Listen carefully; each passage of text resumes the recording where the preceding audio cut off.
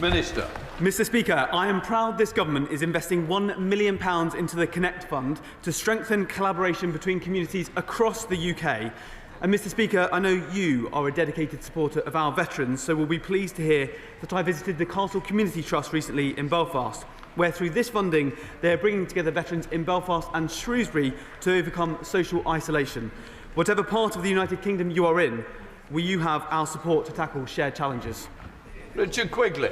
Thank you, Mr Speaker. As an MP representing both an island and a significant veteran community, where 1 in 10 homes on the Isle of Wight West is a home to a veteran, I know how crucially effective community relations funding is. Will the Minister commit to working with Cabinet colleagues to explore adapting successful Northern Ireland GB initiatives, such as the excellent Connect Fund he mentions, so that similar tailored support can be delivered on the Isle of Wight to ensure our veterans receive the recognition and assistance they deserve? Minister. I thank my honourable friend for his question. I'm happy to speak to colleagues about the success of the Connect Fund and how it works. He should know that applications are open to anyone across the United Kingdom, provided they are working with a group in Northern Ireland, and I would be delighted to see applications from his constituents if they wish to do that. Claire Hannah. Collaboration between groups across the Irish Sea is very welcome. Those relationships will always be cherished. Unfortunately, Brexit really impacted the ability of those groups to serve and support people, and that was a consequence of the failure to plan for the constitutional change of Brexit. Regardless of the Minister's own views on Northern Ireland's future, that issue is the subject of increased engagement and debate. The SDLP acknowledges that we are not at a tipping point towards a referendum, but the Secretary of State was wrong to say there's no appetite. Does he acknowledge that it is perfectly possible to work to improve the region in the here and now, while also planning for the constitutional future that is in New Ireland, as the SDLP is doing? Yes, that's right. The Secretary of State has been clear that currently there is no evidence that there is a majority in favour of constitutional change. Of course, we defend the principle of consent and the right of the people in Northern Ireland to determine their constitutional future. It is totally legitimate for people to advocate for the future they want to see. Thank you, Mr Speaker. Does the Minister agree that reported attempts to extend European Parliament observer status to politicians in Northern Ireland are bound to inflame tensions between communities in Northern Ireland and between communities in Northern Ireland and Great Britain? And will he say that the UK government will have absolutely nothing to do with this attempt to break up our United Kingdom? Minister. Thank you. I thank the honourable member for his question. I've seen no such proposals, and we have engagements in place with the European Union to ensure there's engagement with Northern Ireland on any matters that might impact it. Gavin Robinson. Mr Speaker, the Minister of State will be enjoying his opportunity to travel across Northern Ireland and see some of the wonderful groups that we have, but he knows the strength of this United Kingdom, and he knows that increasing the bonds across Northern Ireland, Scotland, Wales and England are crucially important. He should know that the last government, and supported by his Labour colleagues, agreed that through the East-West Council there should be educational collaboration so that our young people can mix with one another and draw upon each other's strengths. Could he indicate how many times he believes the East-West Council has progressed that matter and what plans he has to strengthen those bonds? Minister. I thank him for his question. I look forward to the next meeting of the East-West Council. He'll know I met with Minister Given to discuss education matters and how we can ensure that those students in Northern Ireland have the best education possible. And I agree with him about the importance of shared bonds, and I hope we can progress that further. Gavin Robinson. In drawing upon the bonds of our country, he will know that in Northern Ireland, whilst we have a greater than average growth rate than the rest of the United Kingdom, our productivity gap is still there, and at the back of that, our growth is masked by an over-reliance on our public sector. His colleagues agreed in the last Parliament, and I'm sure he does now, about cross-fertilisation between the Northern Ireland Civil Service and the Home Civil Service. What plans does he have to increase our ability to draw upon expertise and to encourage secondments across this United Kingdom? Minister. Thank you. I thank him for the opportunity to also champion the growth that's taking place in Northern Ireland with very exciting creative industries work, also the tech sector.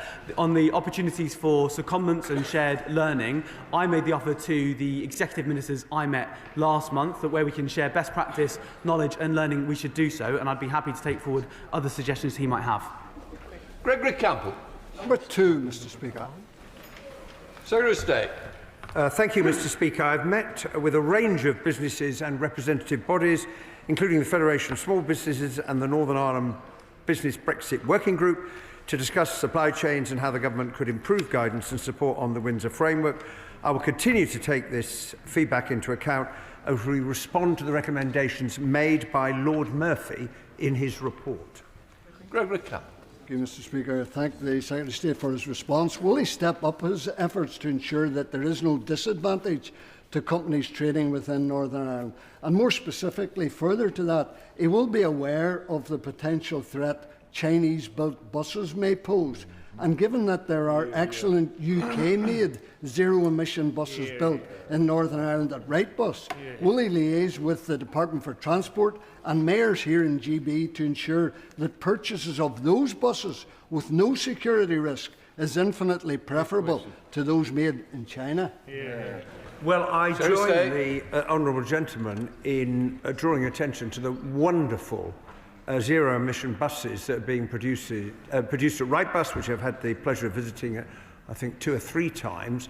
They're brilliant. One sees them on the streets in the rest of the United Kingdom, and there's a very good reason to buy UK-made buses from Northern Ireland so we can see more people travelling on them, and that is an option that is open to local authorities. Tony Antoniazzi. Thank you, Mr Speaker. Now, the Northern Ireland Affairs Select Committee has taken evidence from Lord Murphy regarding his review, and his review of the Windsor Framework has made some very important recommendations that could support GB businesses moving goods to Northern Ireland. Can he update the House on his considerations of the Murphy review? Well, I am continuing, Mr Speaker, to give careful consideration both to what Lord Murphy has said, the Independent Monitoring Panel, the FSB, and other recommendations. There's a lot of similarity in the points that are made about steps the government could take to provide better, easier to access guidance for businesses to enable them to move goods from Great Britain to Northern Ireland, and we will set that all out when we formally respond to his review, which we must do early next year. Shadow Minister Mike Wood. Thank you, Mr Speaker. Article 16 of the Northern Ireland Protocol says that where we experience diversion of trade, then we may take unilateral action. Now, the Secretary of State will be well aware that 3 reports in the past month have noted significant trade diversion affecting trade between Great Britain and Northern Ireland. So can he be clear with the House?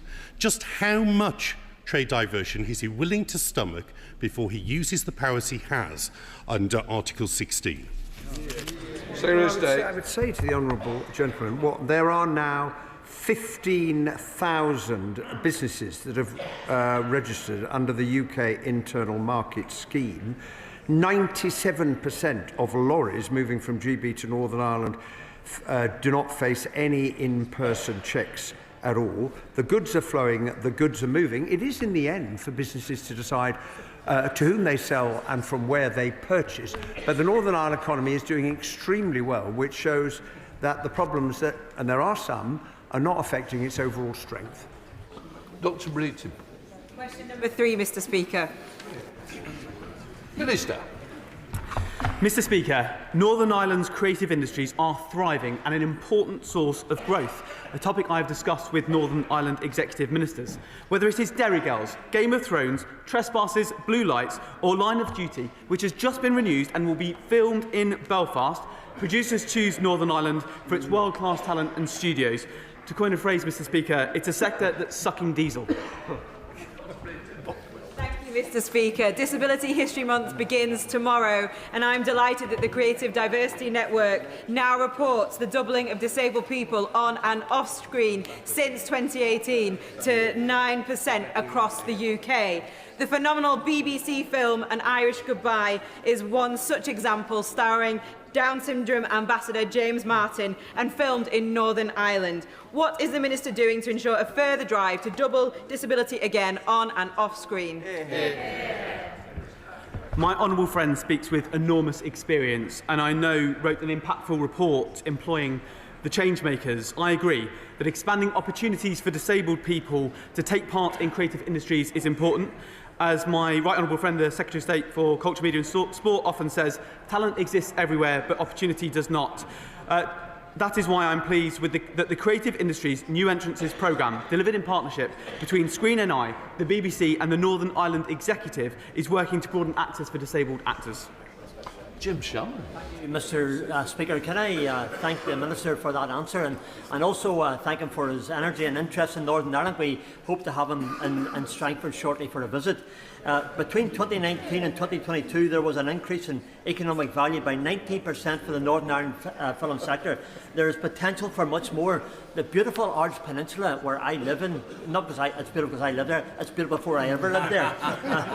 And in my constituency of Strangford, there is potential for much more. How does the Northern Ireland Office and the Minister intend to further work with Film NI to promote the high quality and the lower costs that Northern Ireland have? We have lots to offer. Let's take advantage of it.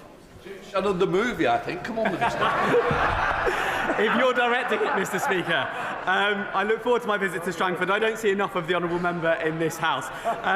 The creative industries in Northern Ireland are booming, as he says, and they're backed all of the way by this government. We have a modern industrial strategy, a 10-year plan to back our strengths and unlock potential. The government has committed to increasing investment in creative industries to £31 billion by 2035. Sam Russell. Before, Mr Speaker. Secretary of State.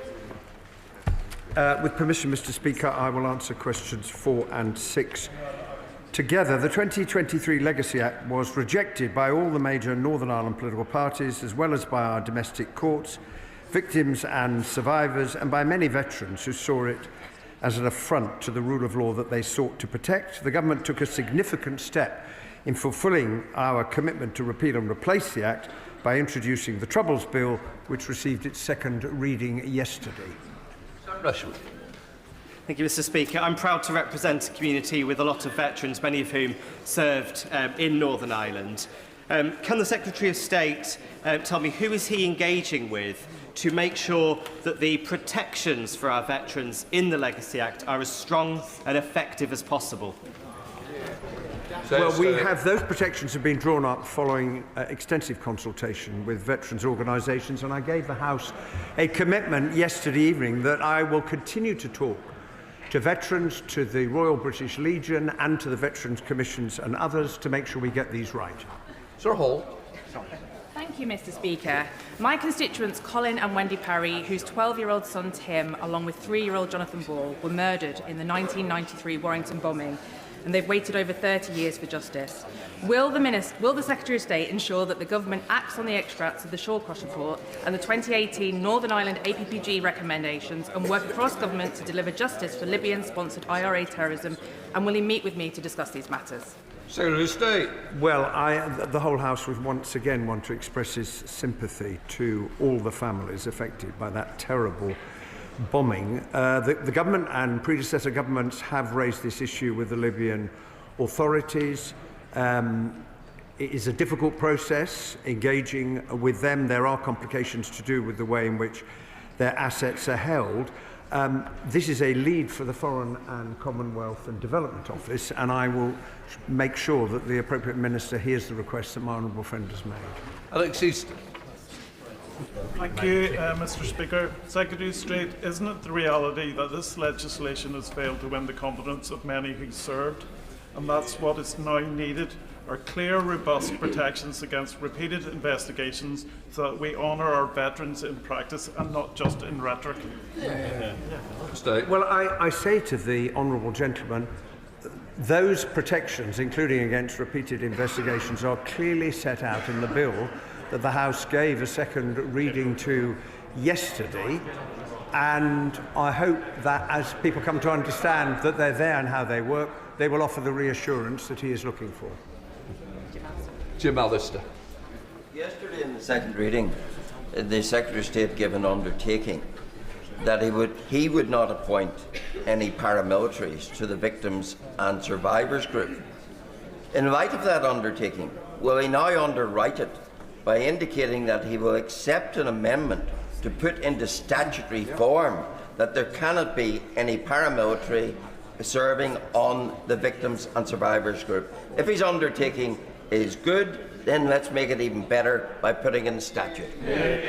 Well, I think from memory, Mr. Speaker, I gave that undertaking 3 times at the dispatch box yesterday, and I hope that it would provide the honourable member with the assurance that he is looking for, because I'm quite clear no one with that record is going to be appointed to the Victims and Survivors panel. Morass, Mr. Speaker, yesterday, along with the Veterans Minister, I met with a group of Special Forces veterans based in Cornwall. The Legacy Act's immunity scheme, which would have enabled immunity for terrorists and other key provisions, were ruled against by our domestic courts. Isn't it the case that any new government would have had to have dealt with this? Well, that is indeed the case. My honourable friend is absolutely right. It was quite wrong to have brought forward legislation to seek to give immunity to terrorists, which is what the last government's Legacy Act did, and that is probably the principal reason why it had no support in Northern Ireland, including from victims and survivors, because there is a fundamental principle: we believe in the rule of law and it should apply to everyone, and that is why the government is acting in the legislation to finally, and the remedial order to finally lay that failed attempt at immunity to rest. Thank you, Mr. Speaker. Can I ask the Secretary of State was the Irish Deputy Prime Minister, Simon Harris, wrong when he said that there were no new protections for veterans in the Troubles Bill? Well, there clearly are new protections. There clearly are new protections for veterans in the Troubles Bill set out throughout the legislation that were never in the previous legislation that the last government passed, and we've laid them out to the House, and the veterans community and others can see clearly what they are. Alex Burkhardt, Shadow Secretary of State. Thank you very much, Mr. Speaker. On the 15th of August 1998, in Omagh, the real IRA murdered 29 people, including a woman who was pregnant with twins. It was the deadliest attack of the Troubles and the most wicked. Following the 2021 recommendation of Mr. Justice Horner, the last Conservative government launched the Omagh inquiry into whether there was anything that UK state authorities could have done to prevent the bombing. But the bombers planned and launched their attack from the Republic of Ireland. And this was why Mr. Justice Horner also said there needed to be an independent inquiry in the Republic to ask whether Irish state authorities themselves could have done anything. Given that the UK's inquiry was announced 3 years ago, has the Secretary of State raised the question of an inquiry in the South with his counterparts on his recent trip to Dublin? Well, I have in my conversations with the Irish government raised that question. It is, of course, for the Irish government to decide whether they wish to hold a public inquiry, but as the honourable gentleman will be well aware, the Irish government has committed to cooperate fully with the inquiry the last government established, both through the Memorandum of Understanding on the provision of information and the commitment they have made to legislate to allow witnesses to give evidence to it. Now, look, I thank the Secretary of State for his answer, and I am aware that the Republic is sharing information with our inquiry. But the Secretary of State will be aware that the Omagh inquiry is only capable of answering questions about what UK state authorities did and did not do. But 4 years ago, Mr. Justice Horner said that there needed to be a parallel inquiry in the South. The victims and families recognise it. Does the Secretary of State recognise it? Well, I recognise both what the judge said in his judgment 4 years ago, and I strongly support what the last government did to establish a public inquiry. But it is a matter for the Irish government to make that decision. But I hope that with the cooperation, unprecedented cooperation, that the Irish government has undertaken to give to the inquiry, it will provide absolutely vital information for the inquiry to get to the bottom of what happened. Paul Cole, the Liberal Democrat spokesperson. Thank you, Mr. Speaker. As I hope the Secretary of State knows, my party and I are hugely supportive of his efforts to move beyond the Tory's failed Legacy Act, provided the legitimate concerns of our veterans are fully met. Can the Secretary of State detail specifically, either now or in writing later, with which veteran groups he has consulted on the wording of the bill, and which ones have currently expressed acceptance of the bill as currently drafted. Well, I will very gladly, if I may, write to the honourable gentleman to set out the veterans' organisations that the government, myself, the Defence Secretary and the Armed Forces Minister have engaged in drawing up those protections, and I've already indicated to the House the groups we will continue to talk to as we take that work forward. Matt Tobin. Question number 5, please, Mr Speaker. The government's new partnership with the EU aims to deliver a broad range of economic benefits for Northern Ireland, including smoothing flows of trade, protecting the UK's internal market, reducing costs for businesses and benefiting firms who move agri-food and plants from Great Britain to Northern Ireland. Matt Tobin. Thank you, Mr Speaker, and I thank the Secretary of State for his answer. Does he agree with me that aligning safety standards and cutting red tape for checks and paperwork is precisely the kind of support for growth and trade that this government promised to deliver for business when it was elected last year?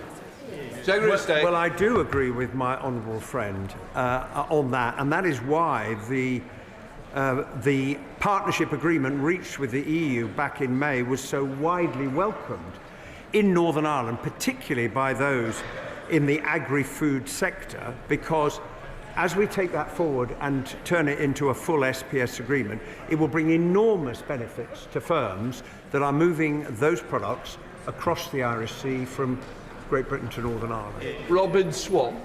Which, Mr Speaker, come the 1st of January, veterinary medicines in Northern Ireland will be reduced by 40% according to the current suppliers over there.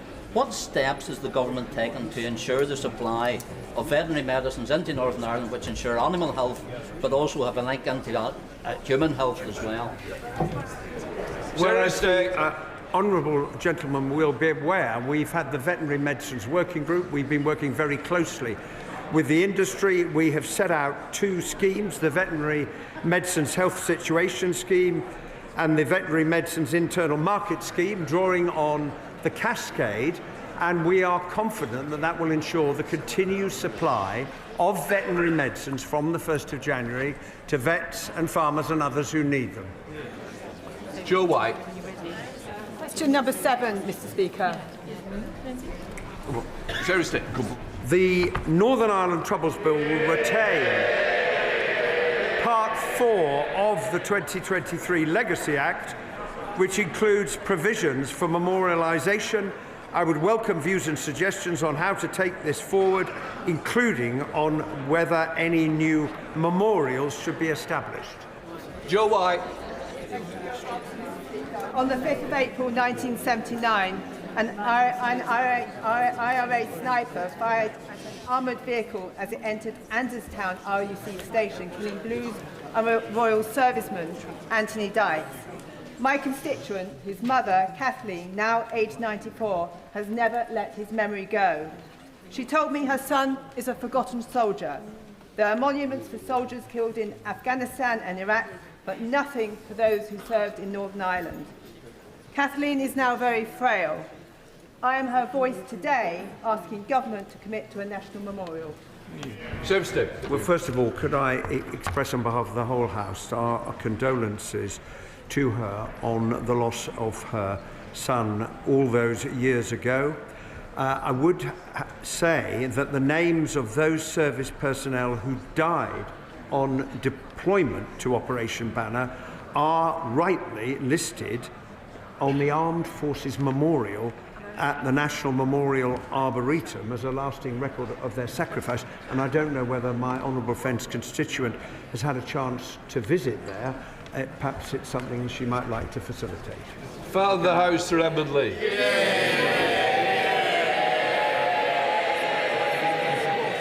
Many thousands of our brave troops served in Northern Ireland, and many gave their lives for peace and for our country. Does the Secretary of State agree with me that they deserve a permanent memorial, not some of them to be prosecuted? Yeah. Well, as I indicated in answer to the earlier question, there is that memorial already at the National Memorial Arboretum. There are other places in which the service and sacrifice of those who served the state is recorded, including the RUC Memorial Garden that I've had the opportunity to visit, and it was an extremely moving occasion as one looks at all of the names and remembers the huge sacrifice that all of those people made in defence of freedom in Northern Ireland. Before I come to Prime Minister's questions, may I extend a warm welcome to the President of the National Council of Slovak Republic and his delegation, who are with us in the gallery today. And may I also welcome the new Chief Minister of St Helena. We now come to questions to Prime Minister Kit Malthouse. Number one. Prime Minister. Mr. Speaker, let me start by congratulating Scotland on their magnificent victory last night, qualifying for the World Cup for the first time since 1998. I didn't realise you were all Scottish MPs, Prime Minister. Mr. Speaker, they qualified with fantastic goals, including a cracker from former Arsenal player Kieran Tierney, who was always a great favourite with the fans. Mr. Speaker, my thoughts are with the communities across the country affected by severe flooding, particularly in Monmouthshire. I've been liaising with the First Minister of Wales and want to thank all our emergency services for their response. Mr. Speaker, my thoughts are also with the family and loved one of Royal Fleet Auxiliary member James Elliott, who has sadly been lost. I know the contribution that personnel of the Royal Fleet Auxiliary make and the risks that they take in the line of duty. My thoughts, and I'm sure the thoughts of the whole House, are with those who knew him at this tragic and difficult time for them. Mr. Speaker, last Thursday I visited Anglesey to announce the construction of the country's first small modular reactor. That's the biggest investment in North Wales in a generation, creating more than 6,000 jobs. On Monday, we introduced the largest overhaul of the asylum policy in modern times, restoring control, fairness and creating safe and legal routes. And today I'm pleased to announce that inflation is coming down. There's more to do, but it's an important step. Mr. Speaker, this morning I had meetings with ministerial colleagues and others. In addition to my duties in this House, I shall have further such meetings later today. Mr. Speaker, many of us are becoming concerned that technical or procedural manoeuvres outside of this House may be used to prevent Parliament reaching a decision on the terminally ill adults bill. Now, the government is neutral on the bill itself, but I presume it's not neutral on the issue of democracy or the primacy of this chamber. So could the Prime Minister please reassure the House that the decision of elected members, and indeed the wishes and hopes of the vast majority of the people we serve, will not be frustrated in this way? Prime Minister. Can I thank him for his question? I know he feels strongly about this issue. As he says, the government is neutral on the passage of the bill. It is a matter of conscience, so there are different and respected views across Parliament, and it is for Parliament to decide in the end on any changes in this chamber. Scrutiny of the bill in the Lords is a matter for the Lords, but the government does have a responsibility to make sure that any legislation which passes through Parliament is workable, is effective and of course enforceable. John Trickett. Thank you very much indeed, Mr. Speaker.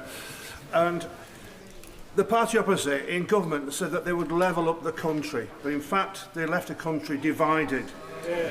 Half austerity, deindustrialisation, stagnant wages, all took the heart, ripped the heart out of mining communities like the ones I represent. Everywhere you can see the legacy which the party opposite left.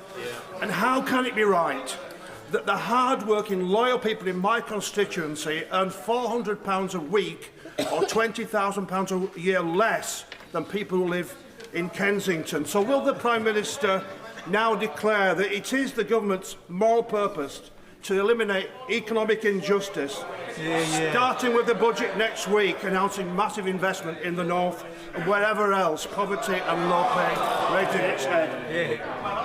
Well, can I thank him for raising this important issue, because they laugh, but working people paid a very heavy price for 14 years of economic failure. austerity damaged the economy and decimated public services. A botched Brexit deal stifled growth, and the reckless borrowing on the mini-budget saw mortgages and the cost of living soar. He's right to raise this issue. We're determined to tackle inequality. He'll be pleased to know that under this government, wages are up, but we need to do more. We've had a pay increase for the 3.5 million lowest paid, and the Chancellor will deliver a budget based on Labour values. Kemi Badenoch, Leader of the Opposition. Thank you, Mr. Speaker. And can I associate our side of the House with the remarks the Prime Minister made about James Elliott? Can the Prime Minister tell us why his government is the first government in history to float increasing income tax rates only to then U-turn on it all after the actual budget? I'll inform you the budget's actually next week rather than after the budget. It's only got 1 week to go. But I can tell her it'll be a Labour budget, Mr. Speaker, with Labour values. That means we will concentrate on cutting NHS waiting lists, cutting debt and cutting the cost of living. And because of the decisions we've already made, inflation is down this morning. The Bank of England have upgraded growth. We've got a record £230 billion of investment into this country under this government. Mr. Speaker, he says the budget is next week, but we read all about it in the papers. This is the first budget to unravel before it's even been delivered. The Chancellor's cluelessness, I'm afraid, is damaging the economy now. The Prime Minister needs to end this shambles. So can he confirm today that he won't break another promise by freezing income tax thresholds? Mr. Speaker, the budget is 1 week today and we will lay out our plans. But what we won't do, Mr. Speaker, I've said what we will do in terms of protecting the NHS and public services. What we won't do is inflict austerity on the country as they did. It's caused huge harm. What we won't do is inflict a borrowing spree like Liz Truss did, also inflicted and did huge damage. Mr. Speaker, have they learnt anything? She's apparently got a golden economic rule, I think. So it's a very important rule, this golden rule. That there's this £47 billion of cuts with no detail. No wonder the Institute of Government says they're on very shaky foundations. They haven't listened and they haven't learned. Mr. Speaker, it is quite clear that they are going to freeze thresholds. We didn't get a clear answer from them, but this is really important. Because in her budget speech last year, the Chancellor said, and I quote, "I am keeping every single promise on tax that I made in our manifesto. So there will be no extension of the freeze in income tax and national insurance thresholds." Why was freezing thresholds a breach of the manifesto last year, but it isn't this year? Mr. Speaker, every week she comes along and speculates and distorts. Last year, Mr. Speaker, last year they predicted recession. And what did we get? The fastest growing economy in the G7 in the first half of the year. They opposed NHS investment, and what did we get? 5 million extra appointments in the first year of a Labour government. They tried growing the economy with millions on NHS waiting lists, with our schools crumbling and holes in our road. It didn't work. What do they want to do now? Go back to the same failed experiment. Mr. Speaker, he talks about speculation. The only people who've been speculating are his government every single day for the last 3 months. And he mentioned inflation in his last answer. Inflation has nearly doubled since they came into office. He wants a round of applause because it's come down a little bit. I will remind him that food inflation is up 4.9%. That is making life miserable for all of those people out there. But let's go back to thresholds, because this is important. When the Chancellor made that promise to unfreeze the thresholds, it wasn't an off-the-cuff comment. She said it on the floor of this House in her budget speech. That was a deliberate statement of government policy. So if she breaks such a clear promise, how can the public trust the word that she says next week? Mr. Speaker, she talks about inflation. It went to 11% on that. 11%. And the country is still paying the price. Inflation is down this morning, wages are up, and we've had 5 interest rate cuts, and that's because our fiscal rules are ironclad. And the Leader of the Opposition and the party opposition have no credibility on the economy. She was Treasury Minister during the worst decline in living standards on record. And she said that Liz Truss got the mini-budget 100% right. Not much room for flexibility there. 100%, that's pretty full marks, Mr Speaker. She might want to tell us if that's still her position, 100% right for Liz Truss. Mr Speaker, I was Treasury Minister at the height of the pandemic. We cleaned up that mess. Maybe he could clean up some of his own mess.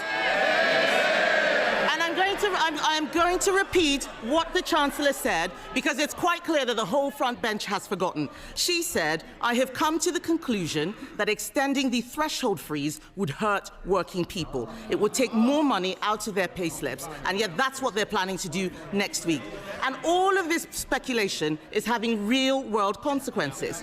Just this morning, the UK chair of ExxonMobil said, and I quote, "The government needs to understand that the whole industrial base of the UK is at risk unless they wake up and realise the damage their economic policies are doing." Mr Speaker, can the Prime Minister tell us, is the loss of UK industry the price the country has to pay for having a clueless Chancellor? Mr Speaker, let me just say about ExxonMobil, it is a difficult time for the workforce there, and we must focus on supporting them. We've been meeting the company for over 6 months and explored every possible reasonable avenue. They've been facing losses for the last 5 years. It's best to do the detail before you chunter.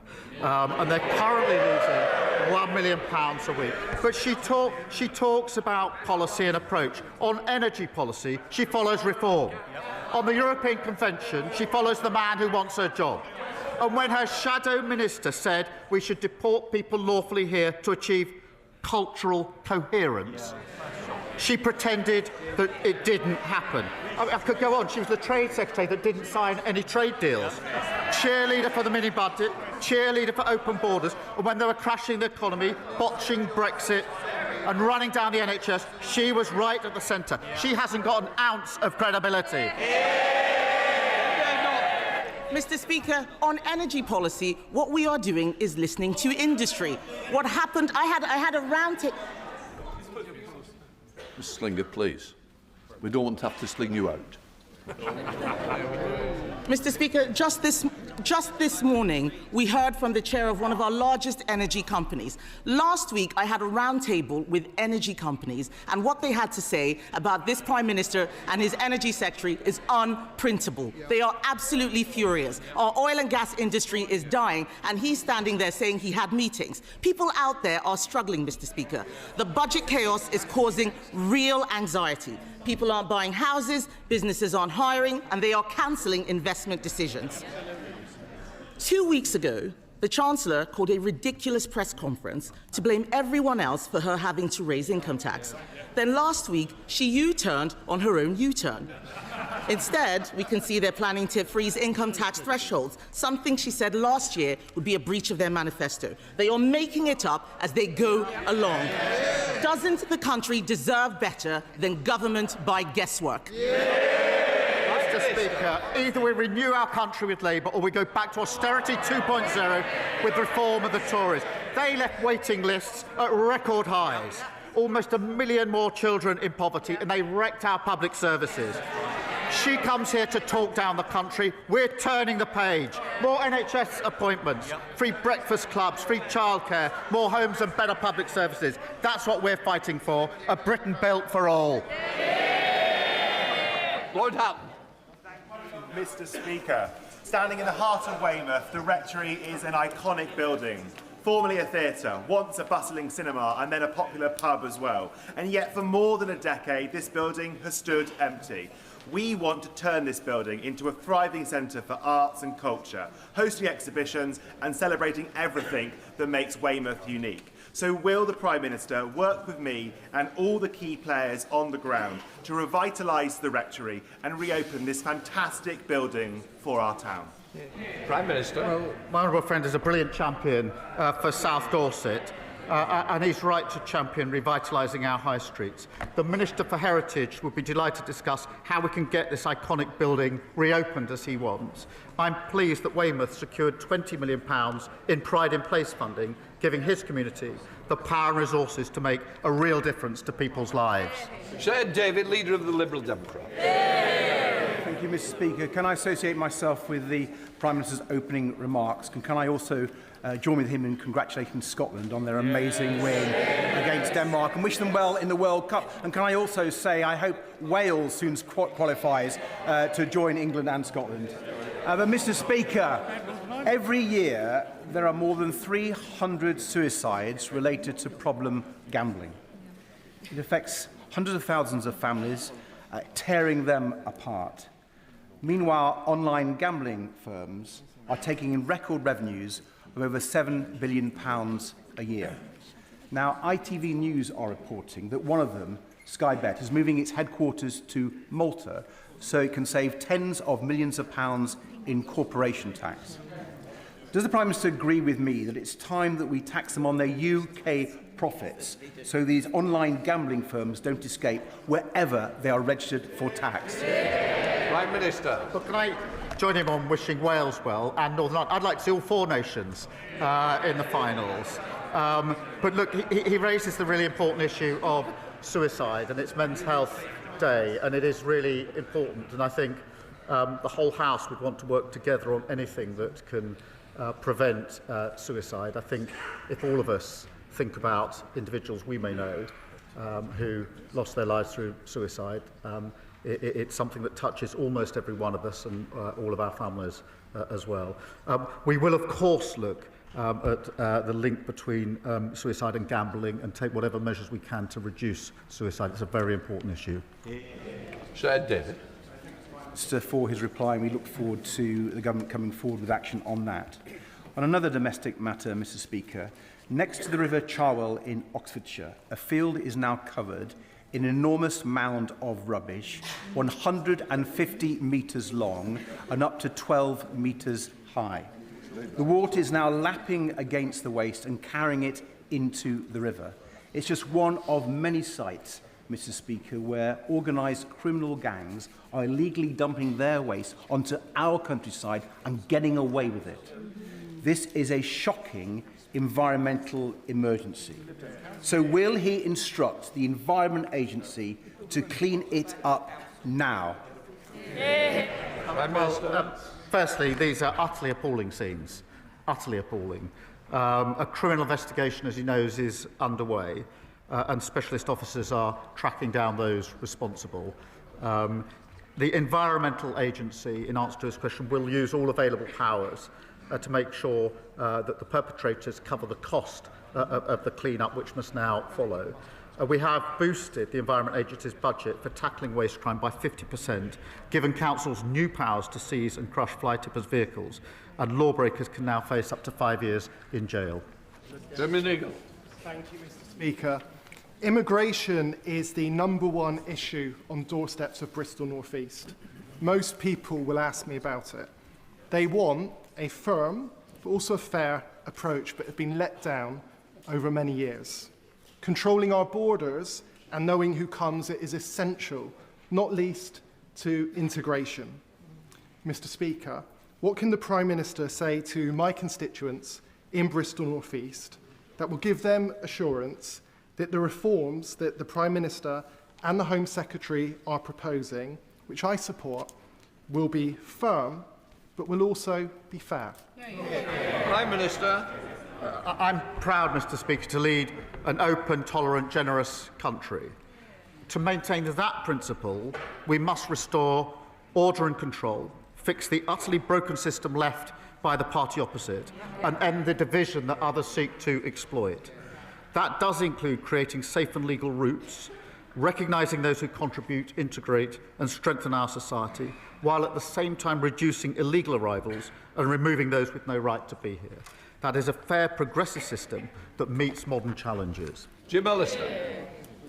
Mr. Speaker, the governments of France, Germany and the United States have all extracted from Libya compensation for their citizens who were affected by Gaddafi-led terrorism across the world?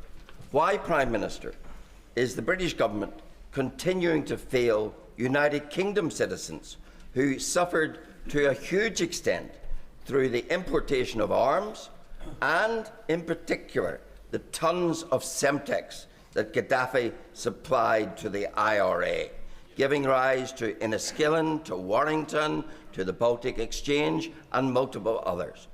Why is no compensation being extracted from Libya for our citizens when it can be done for others? And will the Prime Minister at least meet representatives of the almost forgotten but still campaigning families for those affected by Gaddafi's terrorism? Well, Prime Minister. So many suffer from Gaddafi, and he's absolutely right to raise this really serious issue, and we're working hard on it. I'll absolutely make sure that the meeting he asks for is set up with the relevant minister so that we can give the full position and take on board what they have to say. Luke Charters. On International Men's Day and in the spirit of Movember, I want to be open about my own past mental health challenges in the hope that it might encourage other men to do the same. And during the traumatic birth of my first son, I nearly lost my wife, and a dark cloud settled over me. A cloud lifted through conversation and support, and through the safe arrival of my second son, and bright days lie ahead. I'm joined in the gallery today by Mike from York Menfulness, a fantastic charity giving men a place to talk. So will the Prime Minister, as a dad himself, agree with me that strength as a man means being open about our emotions and that we should never face into challenges on our own? Can I thank him for his honesty? It's never easy to stand up and say what he's just said. And I hope he understands just how important that is for others who will be suffering, who will be inspired to be able to talk openly about their experiences and, importantly, get the help that they need. I'm really proud to publish the first ever men's health strategy today to tackle challenges that disproportionately affect men, including certain cancers and suicide, which is tragically the biggest killer of those men under 50. So we will invest millions in helping more men access mental health support, better care for former minors, and rolling out at-home blood tests to tackle prostate cancer. But I do thank him for speaking out. I think it's so important, it's so brave. It's been done across the House. This isn't a party political issue, but it's always very powerful when it's done, and it's a model for all of us. Thank you, Mr. Speaker. Given the government's desire to improve educational outcomes and the well-being of our children, it is ignoring the elephant in the room. This morning I hosted a really powerful round table with 3 secondary head teachers who spoke about the transformational effect that a complete ban on smartphones in their schools had had. Improved behaviour, increased focus, far fewer safeguarding issues, and most importantly, happier children. But for them it has been really hard won, and it's sunk a huge amount of time. So will the Prime Minister tell me and the thousands of head teachers out there who are crying out for this change why his government won't back them with a ban on smartphones in schools? Prime Minister. I thank her for a question. It's a really important question. I've got teenage children in secondary school, and I know it's an issue of concern to parents and teachers. The reality of the statistics are that the vast majority of schools already ban smartphones at school. They allow children to bring their phones to schools, but they ban them in school time in lessons. Of course, we will always keep this under review. We've got to take steps that will be effective. I agree with the sentiment of what she's putting to me. We need to deal with it effectively. Andrew Peggs. Thank you, Mr. Speaker. One of the worst legacies of the last Conservative government was the collapse in apprenticeships for young people in places such as Peterborough, shutting a generation out of opportunity. Mr. Speaker, my city is determined to turn that around, with places like Peterborough College, like many of our colleges, leading the charge. Whilst I welcome the government's reform, I still speak to too many young people who can't access the training they need to rebuild Britain. Will the Prime Minister set out what more we can do together to ensure Peterborough's young people get the good jobs and apprenticeships they deserve? Prime Minister. Well, I thank him. His dedicated campaign means Peterborough has one of the first youth guarantee pilots in the country. Mr. Speaker, we inherited an awful situation where almost 1 million young people were not earning or learning. We refuse to accept that. That's why we're delivering the new youth guarantee, investing a record £3 billion into apprenticeships and increasing the national minimum wage for 16 to 20-year-olds. Reform and the Tories say the minimum wage is too high. They're totally wrong. We're going to focus on every young person to give them the chance to succeed. Thank you, Mr. Speaker. Whilst the Labour front bench continue to peddle their own form of dog whistle politics, Reform UK...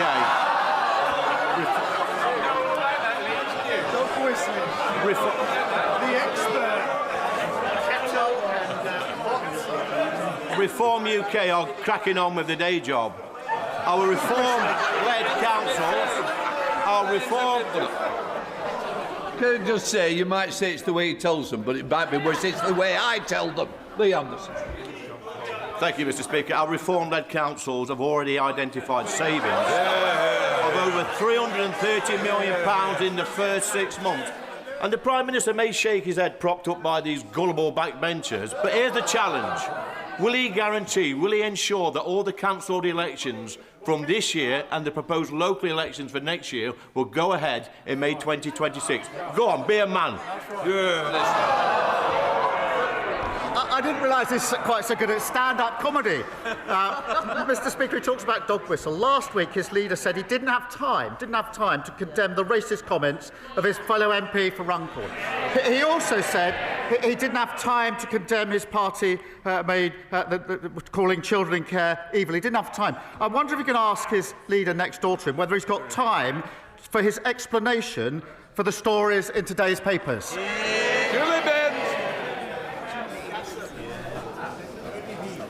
Mr. Speaker, over the summer, large quantities of illegal cigarettes were seized in shops in my Carlisle constituency. However, many of those shops were reopened the very next day. Does the Prime Minister agree with me that we have to make it easier for these shops to be closed down permanently so we put out of business forever these criminal networks? Prime Minister. Can I thank her for raising this?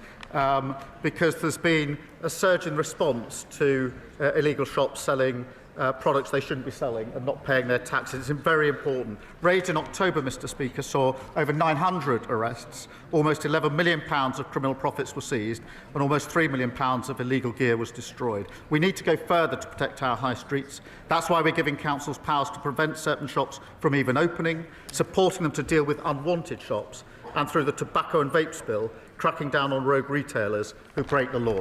Josh Bumble. Thank you, Mr. Speaker. Eastbourne resident Pam was given a cheque for £125,000 by her terminally ill partner, which she went on to cash in. But an error by the bank, Barclays, meant that only £125 was deposited. Barclays admitted the error and then said that they will compensate her for £250 for the inconvenience caused. What? Will the Prime Minister work with me to ensure that Barclays Bank pays Pam the compensation that she needs and deserves? And while we're here, will he commit to imposing a windfall tax on the banks like Barclays on their excess profits to bring bills down for residents struggling? Prime Minister. The case of his constituent Pam is staggeringly bad, absolutely terrible. If he could provide me with the full details of it, I will make sure that the government joins him in doing whatever we can in relation to his constituent. And before I sit down, may I take a moment to send my warmest congratulations to the honourable member on getting engaged, I think, on Thursday. The proposal, I think, was right here in Parliament. You never know what you might find in this dispatch box. But on behalf of my party, and actually I'm sure the whole House, can I wish him and Connor a lifetime of happiness. Connor Naismith. Thank you, Mr. Speaker. Crewe Railway Station is the gateway to the north and indeed the shop window for my constituency, with an average annual footfall of 4.5 million people. I am working with Cheshire East Council on ambitious plans for Crew 360 to deliver much-needed investment into the station and into the land around the station, and we want to adopt the Railway Industry Association's Station Investment Zone proposals, which could deliver much-needed improvements in transport, housing, regeneration and economic growth. Does the Prime Minister agree with me that Crew would make a perfect pilot for these proposals? And will he agree to work with me to bring government departments around the table so that we can make these plans a reality? Minister. Well, I thank him for his question. Because of our actions, Mr Speaker, house building near stations like Crewe will now be a default yes. That means tens of thousands of homes delivered far sooner for families with great transport links as standard. I'll make sure that he meets the relevant ministers to drive forward growth.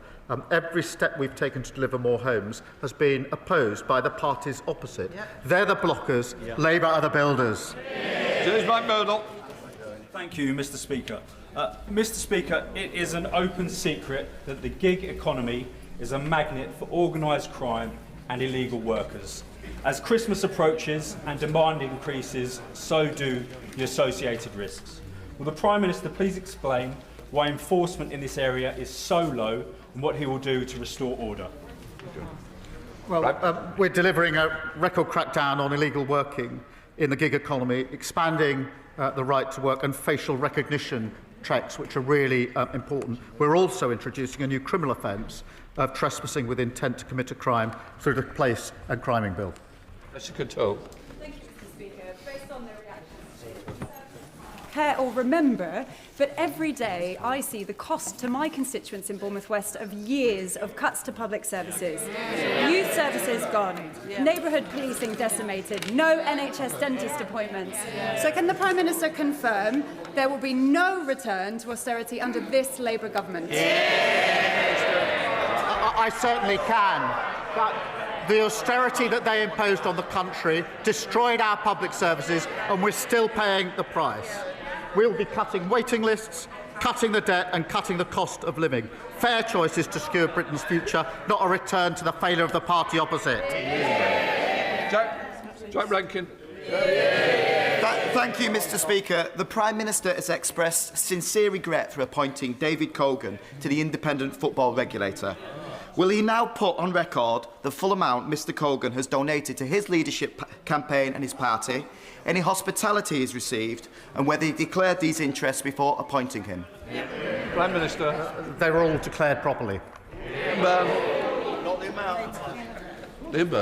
Mr Speaker, this Friday we commemorate the 51st anniversary of the Birmingham pub bombings, in which 21 people lost their lives in what is still the largest unsolved murder in our history. The families do not believe that the approach set out by the government will discover the truth and that only a public inquiry will do. Can we now have the meetings in order to hear the families' concerns direct and agree an approach that will command not just confidence but will find the truth of who bombed Birmingham? Prime Minister. Well, can I extend my deepest sympathies that remain with the bereaved and survivors of the horrific pub bombing in Birmingham in 1974. We do believe the most appropriate route is through the Independent Commission for Reconciliation and Information Recovery, but Honourable Friend has raised this issue directly with me, and of course I'll make sure that the relevant meeting is set up so that he and the families can put their point of view for us to consider. Mr Stone. Mr Speaker, you in the Chamber will be well aware that I represent the biggest and most remote constituency in the UK. And I'm bound to say, Mr Speaker, that in it, bank branches are becoming rarer than sightings of the Loch Ness Monster. We have no banks at all in the huge county of Sutherland. Now, we have legislation that provides for access to cash, but what we don't have is legislation that provides for face-to-face banking services. So I'd be deeply grateful if the Prime Minister would ask the Treasury to meet with me to discuss how we might update the Financial Services and Markets Act to include some form of access to cash provision that would preserve face-to-face banking for my constituents and other remote areas. Mr Speaker, I know how important face-to-face banking is to local communities. As he knows, we're rolling out banking hubs. Decisions over location are taken independently, but they should be rolled out wherever there is a need for one. And of course, there's more to come. I will, in answer to his question, make sure that he gets the meeting that he requests so that we can have a look at the proposal. Afzal Khan. Thank you, Mr. Speaker. As the Prime Minister is aware, November marks Islamophobia Awareness Month. This Labour government has shown a steadfast commitment to supporting Muslim communities, particularly through consulting on the definition of Islamophobia. Given anti-Muslim hate is at record levels in the UK, can the Prime Minister outline the steps this government will take to tackle a rising level of racism, xenophobia against the Muslims in Britain? Minister. Can I thank him for raising this important issue? He's always been a strong champion on this. Anti-Muslim hatred is abhorrent, Mr. Speaker, and has no place in our society.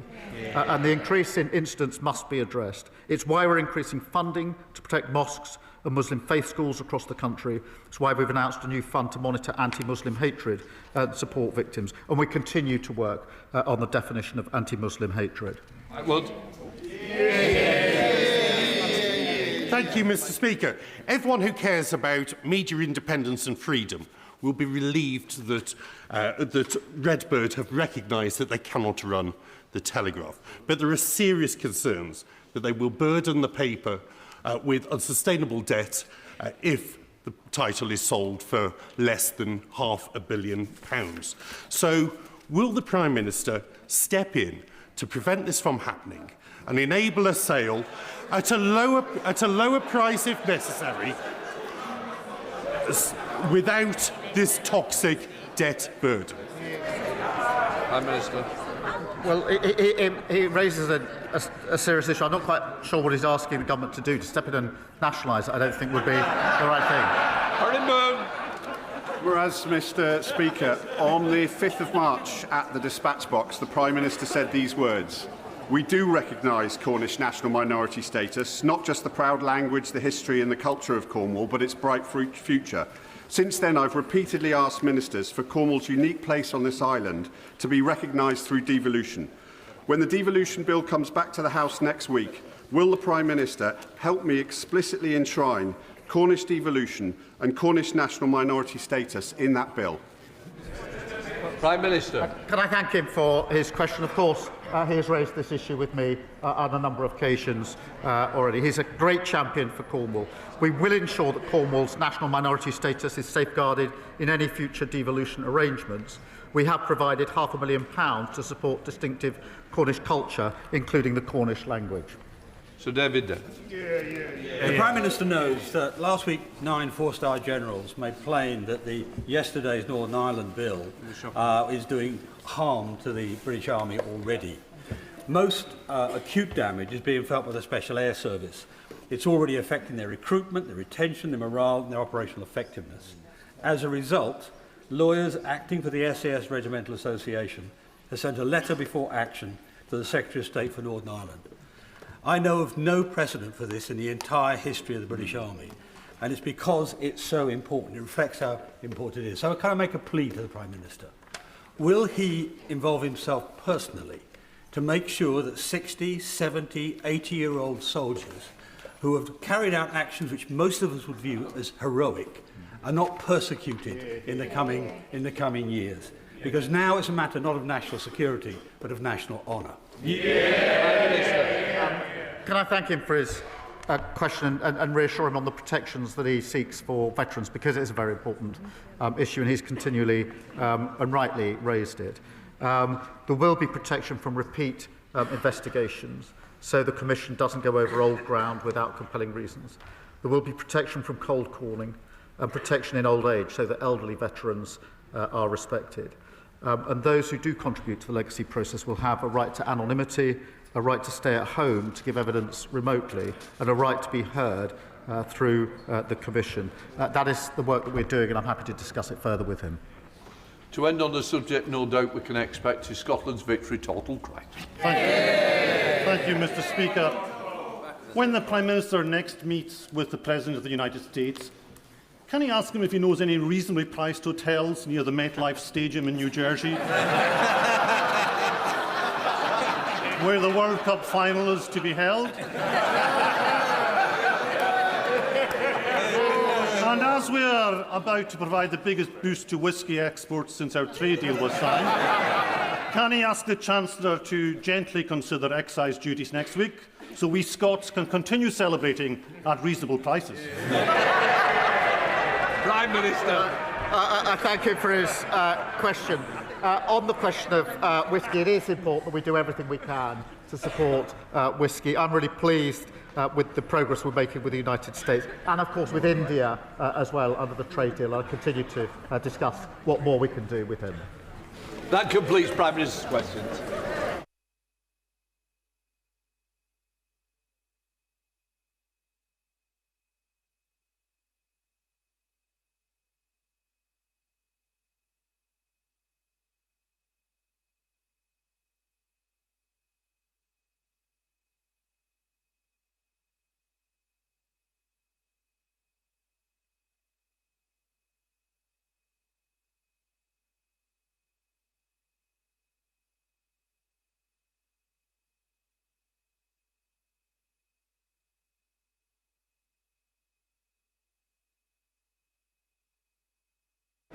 Right, we now come to the urgent question. Mrs Davies. Thank you, Mr Speaker. To ask the Secretary of State for Wales if she will make a statement on the aftermath of the recent severe flooding impacting Monmouthshire and what support will be made available for those affected. Sorry, Minister. Thank you, Mr Speaker. My first thoughts are, and those of the Secretary of State, are with all of those people, those businesses affected by the flooding over the weekend. The impact in Monmouthshire has been devastating for local residents and traders, and I know that honourable members across the House will be thinking of them as they recover from this dreadful storm. I'm here because the Secretary of State is in Monmouthshire to thank first responders, to meet the community and thank them for their efforts. She's there with the local member for Monmouthshire, who I know has been supporting her community since the flooding right across the weekend. I also want to pay tribute to the emergency responders, local residents who've rallied together, and also to thank the Mayor of Monmouth, Jackie Atkin, who's raised a substantial sum of money for the community. As the House will be aware, flooding is a devolved matter. However, the Prime Minister spoke to the First Minister over the weekend and offered the UK Government support with the Welsh Government's response. I know that my ministerial colleague, who's here with me today, has also been in touch with the Deputy First Minister. The Environment Agency has offered support locally, including any mutual aid that may be requested by Natural Resources Wales, who operates in the area. And we know, as we see these events increasing, that it demonstrates why our climate response on flooding is so important. Today, the Flood Mobile, sponsored by Flood Re, is in Monmouth. There is a mobile demonstration unit which showcases dozens of property flood resilience measures and techniques which can help keep homes and other buildings safer during a flood. That's reaching out to the community. And I would also bring honourable members' attention to what we're doing to support people to access insurance through our partnership with Flood Re, a joint initiative between the government, the insurance industry, that ensures households at the highest risk of flooding can access affordable insurance. In the financial year 24-25 alone, Flood Re provided cover for over 345,000 household policies. Whilst government officials have met with Monmouthshire Council over the weekend to discuss emergency funding, the Deputy First Minister was also there over the weekend to meet first responders and the community. And opportunities are being made available through Emergency Financial Assistance Scheme. The Welsh Government has been working very closely with the Council and all the emergency services and has been ensuring that they have committed over £370 million to reduce risks to communities right across Wales. But I know the Welsh Government is working, doing everything they can at this very difficult time for the community and for businesses in Monmouthshire. Secretary statement. Mr Speaker, this weekend, tragic and heart-wrenching floods affected families and their loved ones, meaning evacuation from their properties in Monmouth after the River Monnow burst its banks. This, in turn, blighting businesses with devastating consequences. This horrific experience also hit hard nearby areas, including Abergavenny and Thrift Village. Now, there are desperate families and business owners across Monmouthshire who've lost their homes, their livelihoods. They've literally lost everything, with Christmas looming, a key time also for hospitality. I'd like to also thank the emergency services, all volunteers, many local councillors and the MS Peter Fox. They've done fantastic work around the clock to assist, safeguard and do what they can to help and support those impacted. It is now instrumental, without any delay, and the necessary vital support reaches every single person who's been affected by these devastating floods, so that their longer term needs are also met. Local people report that they don't have any clarity and answers and insight on what to expect beyond the initial rescue and this community kindness. They've been told discussions are ongoing. The First Minister outlined this week in the Senate some support, and the PM also offered support to Monmouthshire. So can the Minister provide details on what exactly practically this means on the ground in the coming weeks? Can the Minister also outline a time frame for when support will reach the people of Monmouthshire and what precisely it will entail? It's reported some insurance companies won't pay as they only meet storm damage, not flood damage. Locals want urgent resources, not endless form filling to the Senedd. They need urgent help now, and for it to be fast-tracked, they say, via the Council. And finally, does the Minister agree with me? Time is of the essence in answering these vital questions to ensure residents' and businesses' anxieties do not worsen. I thank the member opposite, and absolutely she is right. Time is of the essence, and my heart absolutely goes out to all those impacted by this storm over the weekend. It is a dreadful thing to have to go through or see those hard work that you've put in perhaps all your life, and see the business flooded, your home flooded. I can't imagine the trauma and the difficulty that those people are going through. As I said, the First Minister spoke to the Prime Minister. The Prime Minister reached out over the weekend to look at how support can be offered following the flooding. The First Minister has also been very clear in looking at how funding can be provided for those impacted in the least bureaucratic way possible. Look, the nature of that support, you know, we're a few days after that event. The nature of that support will become clear as this clean-up continues, as we see the days go on. We'll be working with emergency services, we'll be working with those impacted. The Welsh Government has emergency financial assistance schemes for just these very scenarios, and they have been kicked in and they are being used. Proposals for support are being prepared. Local government finance officials are there on the ground. The Secretary of State is there on the ground today. We are doing all we can, working hand in hand with the Welsh Government, with the Council, with the mayors, and making sure that those impacted get the support they need as quickly as possible. Jessica Moore.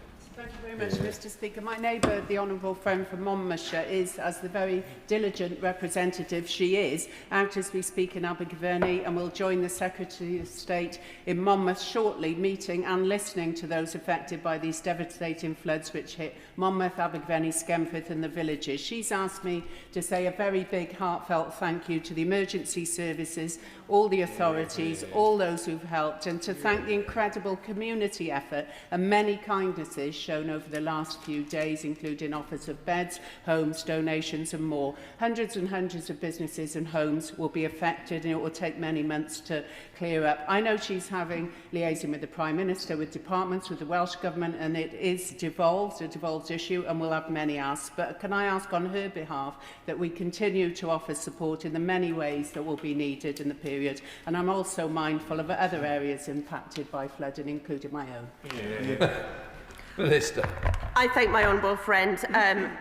She makes an excellent point. The member for Monmouthshire has been so diligent. I was on the phone with her over the weekend. I know that she's been speaking to Welsh Government. I myself was on the phone to the Deputy First Minister over the weekend, and in contact with Natural Resources Wales and local community groups. She has been out there in her wellies helping that clean up, and I know she feels it as deeply as some of those impacted. The support will be there. We will continue to work together. What's important here, despite the, yes, flooding is devolved, but this matter reaches right across. And wherever we can help, we will. And we are working together to ensure that we, at pace, resolve and help the people that need it. Amen. David Chadwick, Liberal Democrat spokesperson. Mr Speaker, the recent floods in Monmouthshire have been devastating for local communities, and our thoughts are with everyone affected as they try to return to some sense of normality. And I'd also like to pay tribute to the emergency services and everyone who worked so tirelessly to keep residents safe throughout this event. Last year, we saw attempts by multiple fire and rescue authorities in Wales to close small fire stations, which often house the equipment needed to respond to major floods like the ones we've just seen, with two of the proposed closures in my own constituency in Knighton and Crickhowell. Crickhowell being just a stone's throw away from Monmouthshire, and the services that are based there often go over the border just to help them. Could the Under Secretary of State clarify what engagements they've had with fire services in Wales on potential closures, and whether she agrees with me that it's vital we keep those small stations open to protect residents in rural Wales from devastating events such as the ones we've just seen? Minister. I thank the member for his question. Look, I also want to pay huge tribute to the first responders, to the emergency units, to the fire rescue service, who absolutely did an outstanding job and continue to do that outstanding job over the weekend and now and into the future, but right across Wales. And it is important that we protect those putting themselves in danger and supporting people in need. I'm happy to write to the honourable member about the details of the closures, and I'm happy to get back to him on that. Nick Smith. Thank you, Mr Speaker. Blaenau Gwent and Rumney neighbours, Monmouthshire. Last winter, we experienced coal tip slipping because of heavy rain then. People experiencing flooding deserve all our support. So can the Minister please explain and tell us more about the support available to residents claiming insurance or emergency financial help to help them get through this really difficult time? Minister. I thank the member, and he's been a really strong advocate in this area, so I thank him for that. We have pledged 143 million from the UK government for coal tip safety in this Parliament, and I know that this is a big issue that needs to be continually monitored. I know that coal tips were being monitored over the weekend throughout Storm Claudia, and they will continue to be, but this government takes this very seriously and is investing in their safety. Sir Julian. Could I appeal to the Minister to help us in one way, because although this is a devolved matter, it is possible in the internet age very easily to make charitable donations. So could she perhaps investigate whether there is a reliable local charity to which people across the country can make donations, and perhaps circulate the details of that after the end of this question? Minister. Well, I absolutely thank the honourable member for his suggestion, and I will absolutely take that back, because Look, there's been a lot of money raised locally. I mentioned the local mayor who has raised a significant amount of funds, which is fantastic. But I know that a lot of people will want to help, so I will absolutely take that back. Thank you. Thank you, Mr. Speaker. I want to also pay tribute to all those affected, the emergency responders, and to my honourable friend from Monmouthshire for the tireless effort she's put in since this happened. I'm grateful to the Minister for what she said and what the Prime Minister said earlier about the conversations and constant interaction between ourselves, the UK Government and the Welsh Government and the First Minister. That collaboration between both our governments when there are civil emergencies like this is integral. So will she assure me that that collaboration will continue and that the people of Monmouthshire will have everything they need from us, and we will push the Welsh Government to do everything that they can in order to ensure that those affected get through this crisis? I thank my honourable friend for raising that important point. And yes, collaboration is key. And in situations like this, where speed is of the essence, it is important that we work together quickly, seamlessly. I know my honourable friend, the Minister for Flood and Water, has been in touch with the Deputy First Minister and also with the member for Monmouthshire. And we will all continue to work together to resolve this, to make sure that those impacted get the support and help as quickly and seamlessly as possible. Bentley. I also associate myself with the comments and that the Minister for the Wales Office mentioned, and my thoughts are very much with the people of Monmouthshire as they try to get their lives back on track. She mentioned quite rightly that these severe weather events are increasing in frequency, and I wonder, further to the very wise words of the Honourable Member for Cardiff West, in addition to the collaboration between the two governments, in light of the increasing frequency of these severe weather events, I wonder whether it's also time for us to consider some sort of central resilience fund to help provide that additional emergency support, which sadly is becoming far too routine. I thank the honourable member, and he quite rightly points out that important link between climate change and increased flooding, which I mentioned earlier. And it is very important to note that we do need that resilience. We do need to build that into communities, to housing, and I know that there is a fund that exists. We're putting that funding in. This government takes it very, very seriously in terms of investing in that, whether that's new builds, whether that's existing builds, whether that's communities at risk, businesses at risk, infrastructure at risk.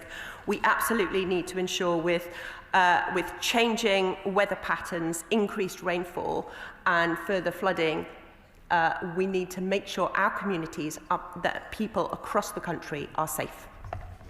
Thank you very much, Mr. Speaker. And on behalf of residents in flood-prone West Worcestershire who approached Storm Claudia with trepidation, I would like to convey our sympathies to people in Monmouthshire, because it is one of the most terrible things that can happen to a community to experience a flood like this.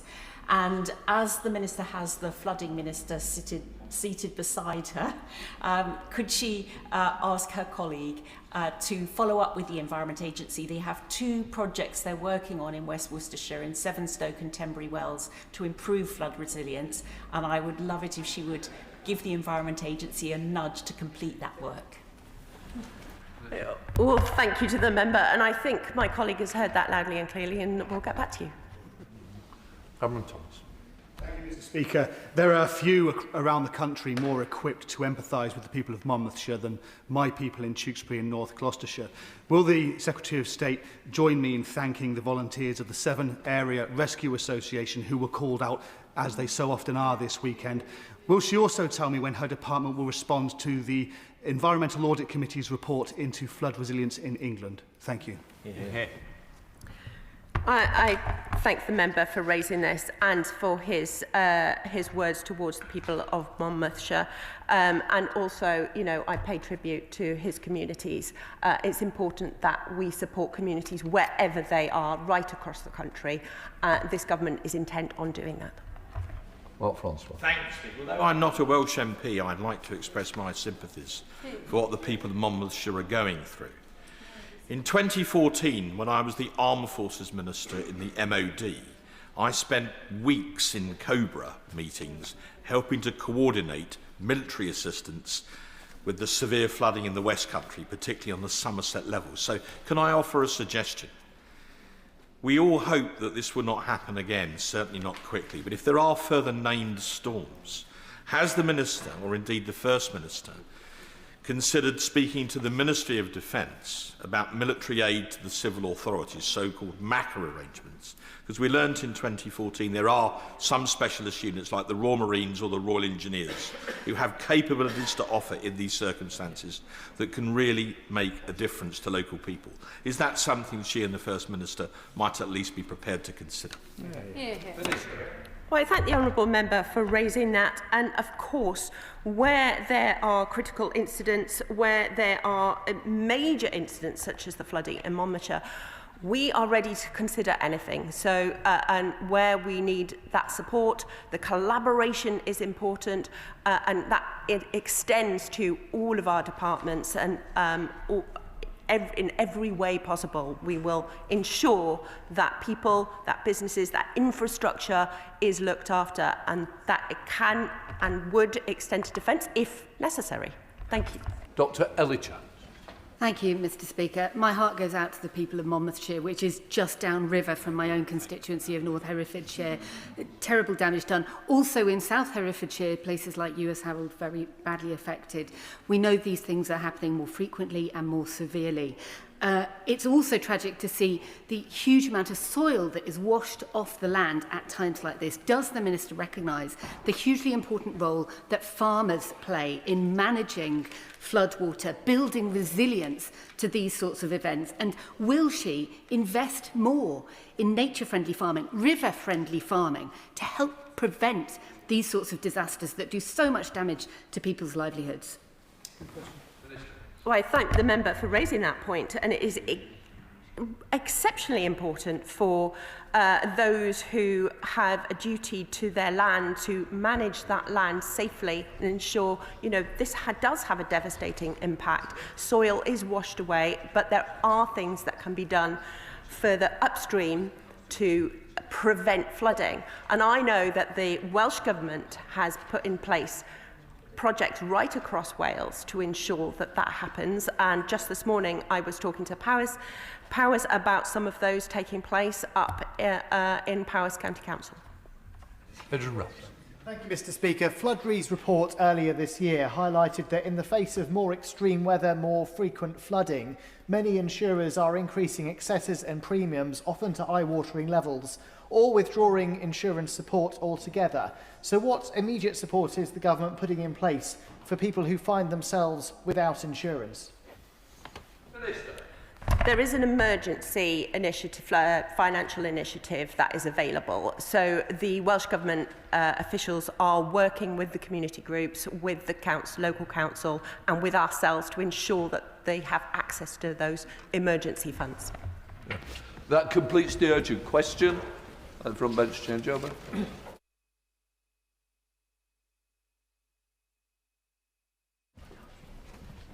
We now come to the 10-minute rule bill. Peter Swallow.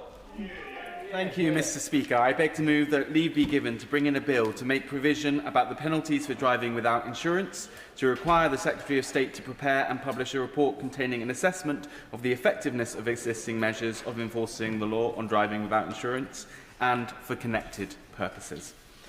In preparing this 10-minute rule bill, I've had the opportunity to speak with so many incredible organisations and charities working to deliver better road safety. And right from the outset, I want to thank particularly Brake, Protect Young Drivers, the Motor Insurers Bureau, Thames Valley Police and the fantastic Road Safety Foundation, who are based in my own Bracknell constituency.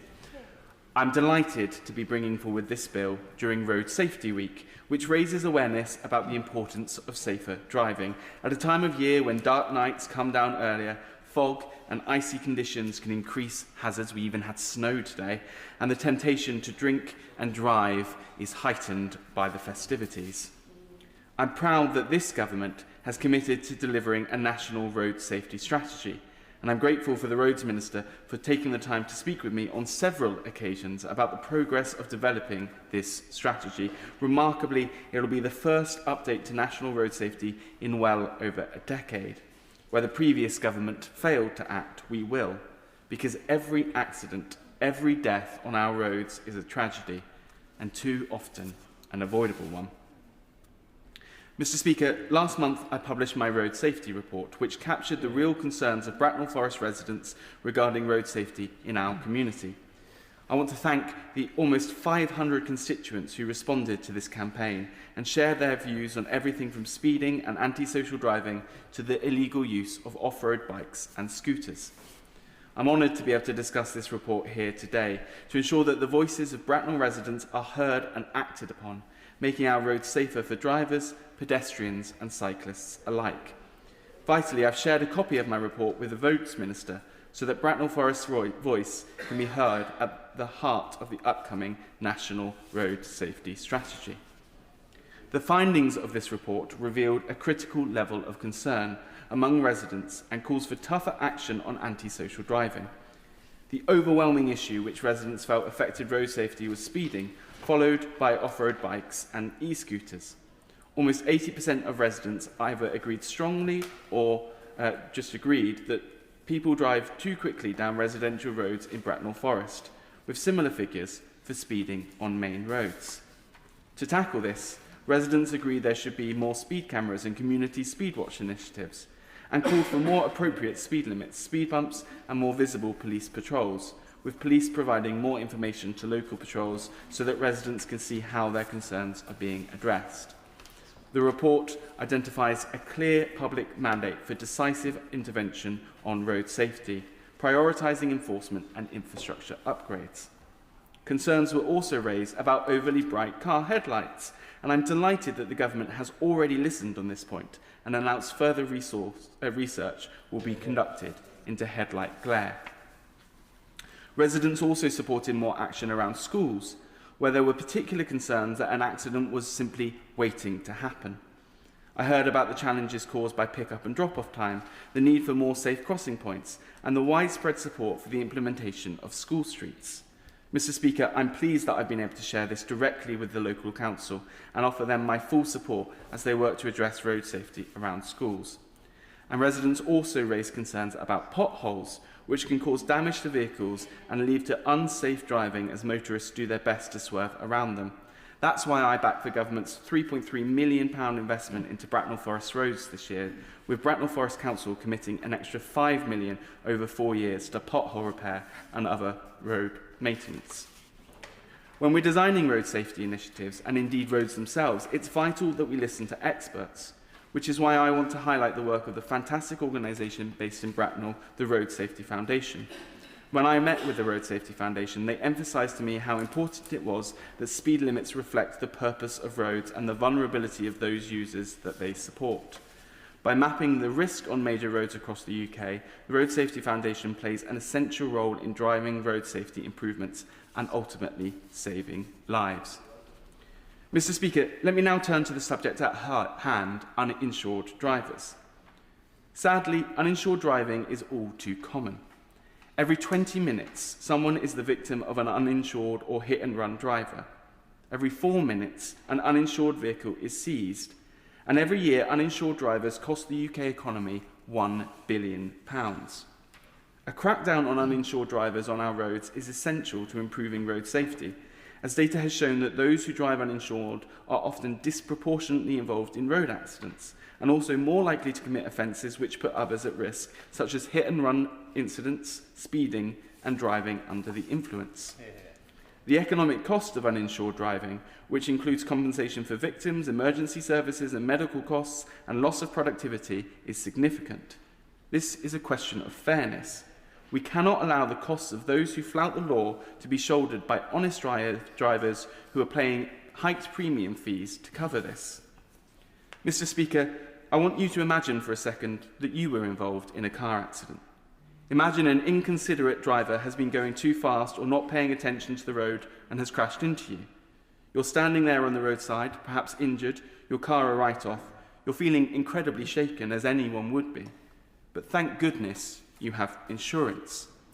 Now, Mr Speaker, imagine you find out that the other driver is not insured. Suddenly, a stressful situation becomes so much worse. The victims of accidents involving uninsured drivers often face delays and complications in securing compensation, which only exacerbates the immense emotional and financial toll on these victims.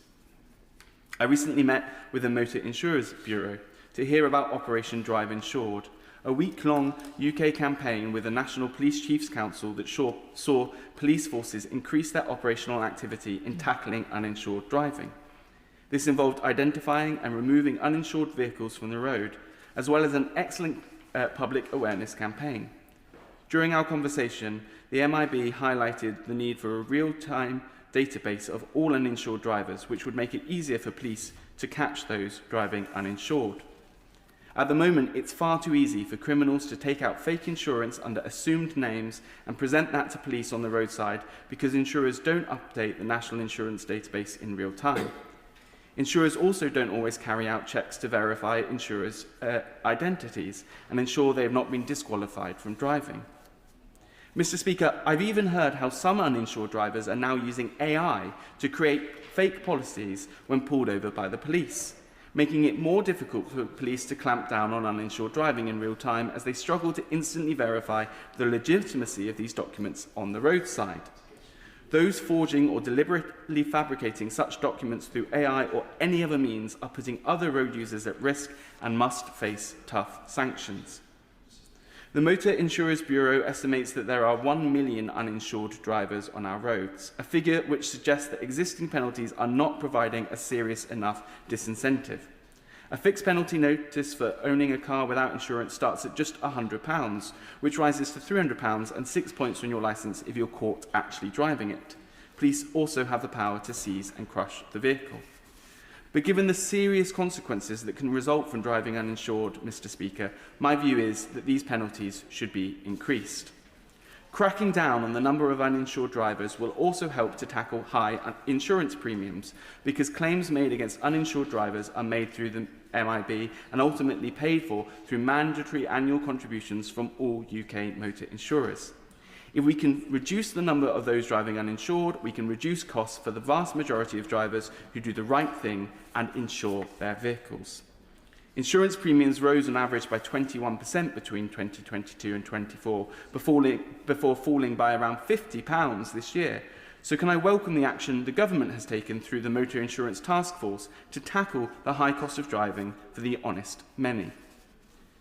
Mr. Speaker, this Road Safety Week, let us all commit ourselves to taking the action needed to make driving safer for everyone, prevent crashes and save lives. Let's tackle the costly problem of uninsured motorists, deliver on our manifesto commitment to an ambitious national road safety strategy, and back the drivers of Great Britain. Thank you. That the honourable member have leave to bring in the bill. Not yet. The question is that the honourable member have leave to bring in the bill. As many of that opinion say aye. Aye. Of the contrary, no. I think the ayes have it. The ayes have it. Who will prepare to bring in the bill?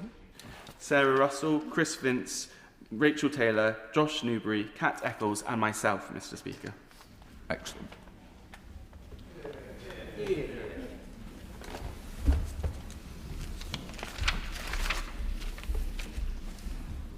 Peter Swallow.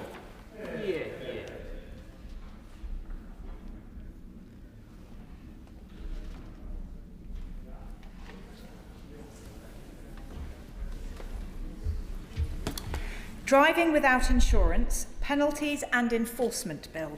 Second reading what day? Friday the 29th of May. Friday the 29th of May. Well done. Programme motion to be point of order. Thank you, Mr. Speaker. I seek your guidance on an important matter of national security. This morning, the Secretary of State for Defence gave a speech on television, I think it was in Downing Street, not in the House, about a very serious incident where he says a Russian spy ship has tried to blind British military pilots with lasers. This is very important. There's been no statement in the House. We've not been briefed. I wonder if you can give any clarification on this matter. It has not been brought to my attention either. What I would say is I hope the Treasury bench is listening. I take it very seriously. Defence of our realm should always come first to this House. And what I would say is that I will always make arrangement for whether it's a Secretary of State to make a statement to this House on very important matters. I can say at this point, it's been heard. Who knows? Let us see. Yesterday, the government reflected and came with a statement late. Let us see if it can be reflected again today on this very important matter. If it was good enough for a TV interview, it's certainly good enough for this House to know. I will leave it at that. Programme motion to be moved formally. Back to move. The questioners as on the order paper as amended in their opinion say aye. Aye. The contrary no. I think the ayes have it. The ayes have it. The clerk will now proceed to read the orders of the day. Border Security, Asylum and Immigration Bill, consideration of Lord's amendments. I can inform the House that nothing in the Lord's amendments... Sorry, I wanted the whip to say now, didn't I? I beg to move. Yeah. I can inform the House that nothing in the Lord's amendment engages Commons financial privilege, which will begin with the government motion to disagree with the Lords in their Amendment 37, with which it will be convenient to consider all other Lords amendments as on the selection and grouping paper. We now call Minister Norris to move. Thank you, Mr Speaker. I beg to move that this House disagrees with Lord's Amendment 37. The Border Security, Asylum and Immigration Bill has returned to this House in good order. A number of amendments were made in the other place, all but one as government amendments. Throughout the passage of the bill to date, the strength of feeling about the importance of a properly functioning immigration system, which is controlled and managed so that the system is fair and works for the people of this country, has been evident. Proper enforcement and respect for the rules is crucial to that. And as discussed in this place on Monday, the government's new asylum policy statement sets out significant reforms to the UK's asylum and illegal migration system to restore order, control, fairness and public confidence in this system. And that statement builds on the measures in this bill in front of us today, our consideration of which returns our focus to the core objectives of this bill. This bill will strengthen UK border security. It's part of a serious, credible plan to protect our borders, seeing this government work closely with our international partners upstream and in our near neighbourhood. It's a plan that sees this government bringing to bear the powers and impact of the system as a whole under the leadership of Border Security Command against those who seek to undermine the UK's border security. It's a plan that delivers for our law enforcement partners, creating the new powers they need to intervene faster and earlier against more of those involved in serious and organised immigration crime activity, providing for better data sharing and creating stronger intelligence to inform enforcement activity, and a plan that disrupts the sales pitch spun by the gangs who preventing illegal working in sectors not currently required to confirm whether a person's immigration status disqualifies them from working. So to turn to the amendments in front of us today, I'll firstly start with the non-government amendment passed by the other place. Lord's Amendment 37, tabled by the opposition in the other place, is in our view unnecessary. It would mandate the Home Secretary to collate and publish statistics on the number of overseas students who have had their student visas revoked as a result of the commission of criminal offences, the number of overseas students who have been deported following the revocation of their visas, and the number of overseas students detained pending deportation following the revocation of their student visas. Now, it's first worth emphasising, Mr Speaker, that the government strongly values the vital economic and academic contributions that international students make in the UK. They enrich our communities, including my own, in the city of Nottingham. And the immigration rules provide, though, for the cancellation of entry clearance and permission to enter or stay where a person has been convicted of a criminal offence in the UK or indeed overseas. And where a student's permission is cancelled, as a person without leave to enter or remain, they are liable to administrative removal from the UK, and foreign nationals who commit a crime should be in no doubt that the law will be enforced, and where appropriate we will pursue their deportation. On the specifics of this amendment around publishing data on these topics, the Home Office, of course, already publishes data on a vast amount of migration statistics. I'm not going to be able to say statistics on multiple occasions, I warn colleagues, including information on visas, returns and detention.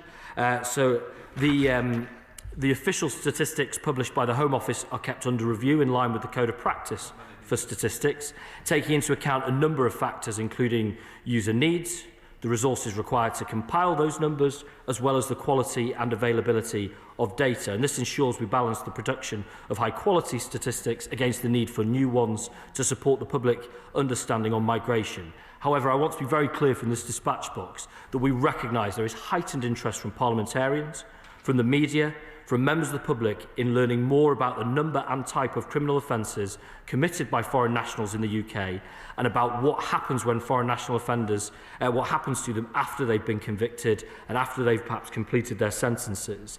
We are looking very closely as a Home Department on what more can be done to both improve the processes for collating and verifying the relevant data on the topic of FNOs and their offences, and to establish a more regular means of placing that data into the public domain alongside the other Home Office statistics that I talk about. And when this work progresses, we propose to publish more detailed statistical reporting on FNOs subject to deportation and those returned to countries outside of the UK. And I hope on that basis that right honourable and honourable members will support the motion relating to Amendment 37 in the Government's name. I'll now turn to the Lord's amendments that were brought by the Government in the other place.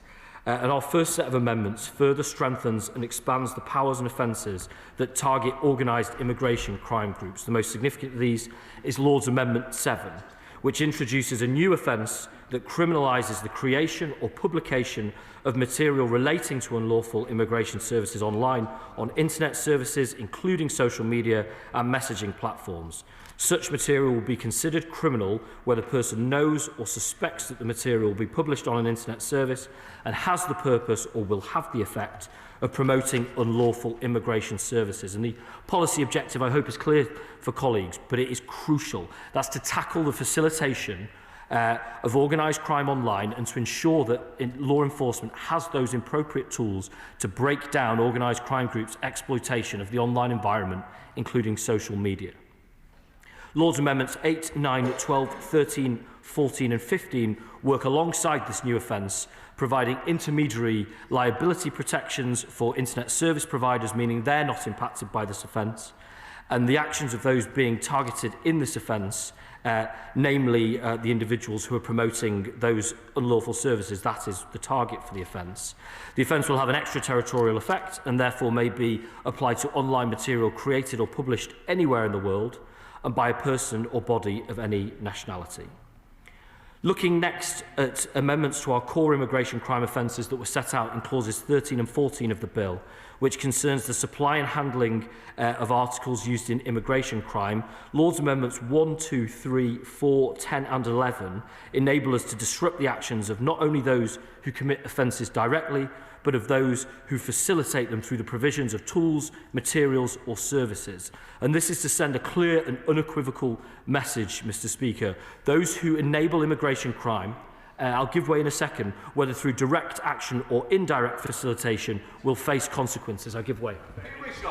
Forgive me, I thought that this bill, when it was introduced, was the ultimate in horrors in their attempt to outdo reform, but we find it was just a mere aperitif compared to the main course of the horrors of this week. But on these specific measures, does he not see the impact that this might have on support agencies and services that are there to assist refugees and asylum seekers? Did he not listen to the many representations he had by these groups and the difficulties that this will now cause them? I am surprised the Honourable Gentleman is horrified by our attempts to crack down on organised immigration crime, which is the ultimate industry in profiting from misery and desperation that leads to vulnerable people losing their lives and, of course, has such impact on public confidence domestically. However, on the point that he makes, if he waits a little while longer, I hope I can give him a degree of succour on that point. But we are making that the purposes of the amendments that have been made here to seek to criminalise those who are concerned in supplying relevant articles for use in immigration crime, and will bring into scope possession with intent to supply or making the offer to supply such an article. And it also brings into scope those who are concerned in the handling of a relevant article for use in immigration crime. I'll get to the Honourable Gentleman's point shortly, but firstly, just on the amendments 16 to 32 on electronic devices, and this strengthens the powers of search and seizure in relation to electronic devices. Lord's Amendment 16 seeks to expand the definition of authorised officer to include Police Services of Scotland, Police Service of Northern Ireland and National Crime Agency officers. Lord's Amendments 17 to 32 ensure that these officers have the relevant safeguards, protections and legal clarities when utilising the powers, as well as consequential changes. Now, Lord's Amendments 5, 6, 38, 39 and 40 were tabled in response to the Joint Committee on Human Rights report on the bill and debate in the other place, ensuring proportionate, robust and appropriate safeguards are in place. So Lord's Amendments 5 and 6 introduce additional safeguards into the offences set out in clauses 13 and exempt from these offences any item or substance designed for personal cleanliness or for hygiene. So this includes items like soap, toothpaste, sanitary products and other essentials that individuals may carry for personal dignity and well-being. I hope that gives the honourable gentleman a degree of comfort on that point. Limitations to this exemption have been set out if certain items present heightened risk of being repurposed as weapons or used in ways that endanger others. And I think that finds the appropriate balance on this important point. In relation to the provision in the bill which enables stronger conditions to be placed on those who pose a threat pending their removal, Lord's Amendments 38, 39 and 40 do not alter the original intention of the clause, but intend to set out on the face of the bill the limited circumstances in which an individual could have conditions such as electronic monitoring or curfews placed on their leave to enter or remain. And this includes cases where the Secretary of State considers that that person poses a threat to national security, public safety, or has been convicted of a serious crime or sexual offence. And finally, Mr Speaker, we've made a number of small amendments in the other place which seek to clarify the provisions with which they relate to. Lord's Amendments 33, 34 and 35 are minor and technical to remove references to data protection legislation, which is now redundant following the enactment of Section 106 of the Data Use and Access Act 2025. Lord's Amendment 36 amends the consultation requirements to require that the Secretary of State consults the Department of Justice in Northern Ireland and relevant Scottish ministers prior to making regulations that determine the purpose for which trailer registration information may be shared with the police. This amendment does not affect the Secretary of State's discretion to consult representatives of police bodies. I'll give way on that point. Can I just start? Can I just suggest you've literally just walked in, and I don't think you've heard all what has been said. I think it's rather unfair, and I don't expect people to come in and do that. And you should know better, in fairness. Minister Kerry. Thank you, Mr Speaker. Before I move on that point, I would give assurance to any colleagues, particularly colleagues from Northern Ireland, that we are talking closely. He knows well from our many discussions on this topic of how much I value my relationships with colleagues in the Northern Ireland Executive. I met with a number on Monday, and I will continue to do so to make sure that the applications in this provision and beyond are as good as possible and work seamlessly across all parts of the United Kingdom. I hope that gives a degree of comfort. And then finally, Mr Speaker, Lord's Amendments 41 and 42 relate to Clause 62 of the bill, which is the commencement clause itself, for Clause 42, which provides legal clarity for EU citizens and their family members with EUSS status who are in scope of the withdrawal agreement that is the source of their rights in the UK. The amendments change the commencement provision so that it is now brought into force on royal assent to provide legal certainty as soon as possible for all EU citizens and their family members with EUSS status as to their rights in the UK. So to finish, Mr Speaker, this is a really important bit of legislation. The work done down the other end was excellent, and I must commend and reference my right honourable friend, the noble Lord Flint, for his work. But colleagues across the House, across that place, worked very hard to improve this legislation, which we appreciate. And on that basis, I beg to move the amendments in the government's name. The question is that the House disagrees with the Lords in Amendment 37. Shadow Minister Matt Vickers. Thank you, Mr Speaker. The opposition joins the Minister in thanking our colleagues in the other place for their work and scrutiny of this bill. I'd like to thank my colleagues, Lord Cameron and Lord Davies, as well as numerous members of the other place, including Lord Jackson, for their work. The subject of this bill is extremely important to this country and to our future. I'm afraid, Mr Speaker, the reality is that under this Labour government, illegal immigration has got much, much worse. We're in the grip of an immigration crisis. Small boat crossings have surged. They're up 55% against the same period before the election. In the 9 months before the election, the number of people in hotels had gone down by 47%. But since this government came to power, they've gone up. This country is our home. It's not a hotel. We need stronger borders to make sure that those who come to our country share our values, contribute to society, and are not simply a drain on the resources that taxpayers fund. This bill removes powers that allow us to detain and deport people who arrive here illegally. It removes powers that allow us to mandate scientific age tests on those who arrive here illegally, claiming to be children. It allows people who break into our country illegally to become British citizens. Those who break into our country should not be allowed to stay. This week, the Home Secretary announced a new plan which she says will tackle the immigration crisis. Lord's Amendment 37 proposes to make transparent one of the key parts of the high immigration that the government says it wants to reduce. Transparency matters for public trust and accountability. Opposition to this amendment is completely at odds with the rhetoric and the action the Home Secretary promised us earlier this week. Once again, the ambition of this bill has been nowhere near as radical as needed to stop these dangerous crossings in their tracks. The government should be using every tool available to control immigration and make our country safer. I appreciate that there are members in this House who question why this amendment is necessary. As my noble friend Lord Jackson said in the other place, when he had sought to obtain information from the government on the number of foreign students who had their visas revoked and had been deported because of criminal activity, he faced a series of non-answers from the department.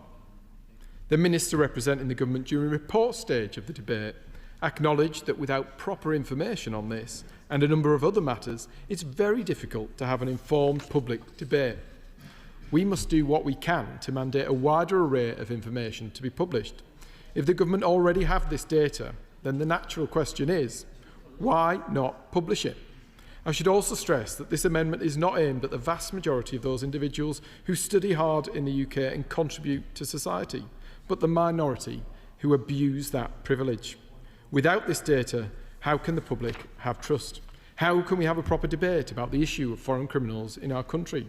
Records of the number of people arriving in the country illegally and disputing their age was previously published, but has been hidden since the government came to power. Why is that?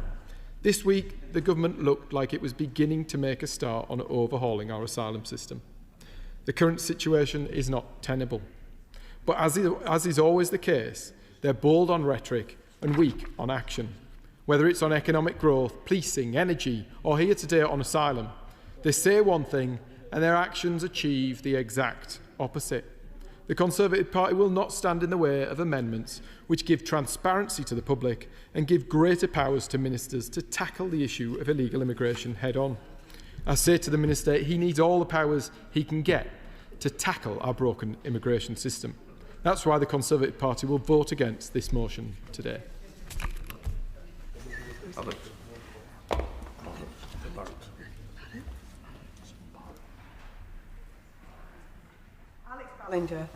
Thank you, Madam Deputy Speaker, and I want to thank the Home Office Minister for his comments earlier on. When I speak to voters in Halesowen, in Cradley Heath and in Quarry Bank, the message they have for me is clear. That they are very concerned about illegal immigration and they do want the Labour Party to secure our borders.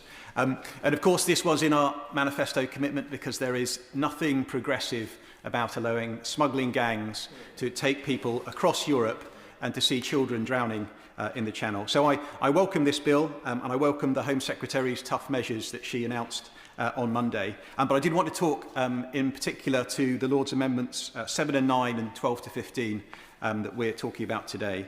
These are mostly about criminalising the advertising and marketing of illegal migration actions that happen online and often conducted by smuggling gangs. And of course there are lots of reasons why people will be fleeing countries, seeking refuge in other countries. It might be conflict, it might be persecution, it might be peace. Yes, please. Speaker, first of all, can I thank the Honourable Gentleman for what he's saying. I do welcome the thrust of what government's trying to do, what the Minister is saying. What we do have to ensure there's a bit of muscle behind the legislation, which is called, I think that's what the Minister is referring to. I think that's what the Honourable Gentleman is referring to as well. Lord Weir of the other place, my colleague, was very clear from our point of view in the legislation we're putting forward, that point of view. But does he share my concern? I think the Honourable Gentleman does. Those who flee persecution, those across the world that flee because of their human rights and their persecution that they face and have nowhere to go, they can never go back to that country again. I know some of those ones in Newton Ours in my constituency in Strangford. I came maybe 8 years ago. The 6 Syrian families are still there. They're established in the community. And does he share my concern that those who flee persecution must be protected within this legislation? Thank you. No, he doesn't. I thank him for his intervention. And yes, of course.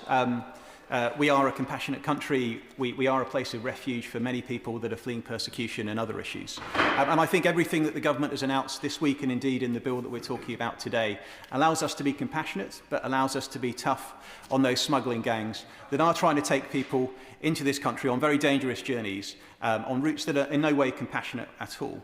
I was talking about some of the things that people are fleeing from conflict, fleeing from poverty, and I've spoken in other debates about how it's important for the Foreign Office to invest in conflict resolution, to invest in conflict prevention, to work to mitigate many of the challenges that people are fleeing from.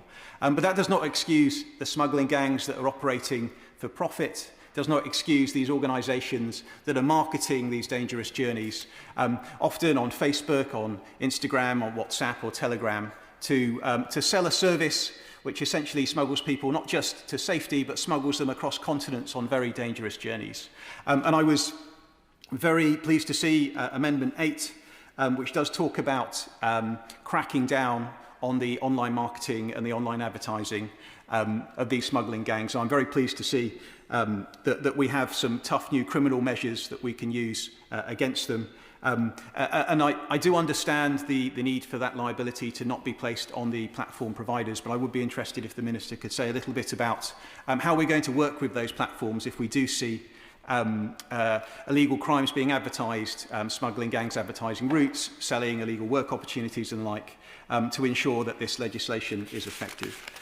I did also want to talk to Amendments 12 and 13, which are about ensuring that we crack down on these things that don't just happen in the UK, of course. If you're advertising smuggling opportunities, it's likely that you may be based in Europe, may be based overseas in the Middle East. And I think it's important that our legislation is extended so that we can go after, where possible, those gangs who are operating outside the UK as well. So I do welcome that change. So in summary, I just had a couple of amendments, a couple of points on these amendments. I think it's an excellent bill. I support these amendments. I think it's very important that we use all the powers that we do have to go after the smuggling gangs. And this is an important step, and I'm very pleased that we're building on it with what the Home Secretary announced earlier this week. Spokesperson Will Foster.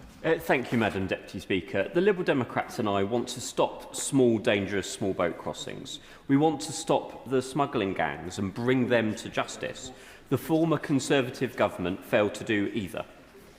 My constituents in Woking and people across the country need this government to deliver a compassionate, effective and fair immigration and asylum system. If this government thought that this bill and the amendments were enough to do that, the Home Secretary would not have come to this House on Monday to deliver a statement to announce another raft of immigration packages. I will give way. Very grateful to the Honourable Gentleman. He, like myself and several others in the Chamber, spent hours and hours in committee considering these very measures, only for this week the Home Secretary to come along and trumpet with even more harsher measures. Does he feel like me, that we almost were wasting our time considering things which are only going to be superseded by the Home Secretary? Thank you, Madam Deputy Speaker. And I want to thank my honourable friend from Perth and Kinrossshire for his comments. He and I and others worked really hard on the Bill Committee, proposing humanitarian visa amendments, trying to lift the ban on asylum seekers working, both of which would have made things better for taxpayers here and vulnerable refugees as well. And sadly, we were not listened to then, and we will continue. If I can finish this first response to the intervention first. Sadly, we were not listened to in that Bill Committee. I hope we're listened to if we have the pleasure or unfortunate duty to serve on the next Bill Committee. I believe there's another intervention. Gentlemen, for giving way. Since we all sat on that Bill Committee, the government has announced a one-in, one-out deal with France, and then this week new safe routes as part of the new package. The one-in, one-out deal, the one-in is a safe route.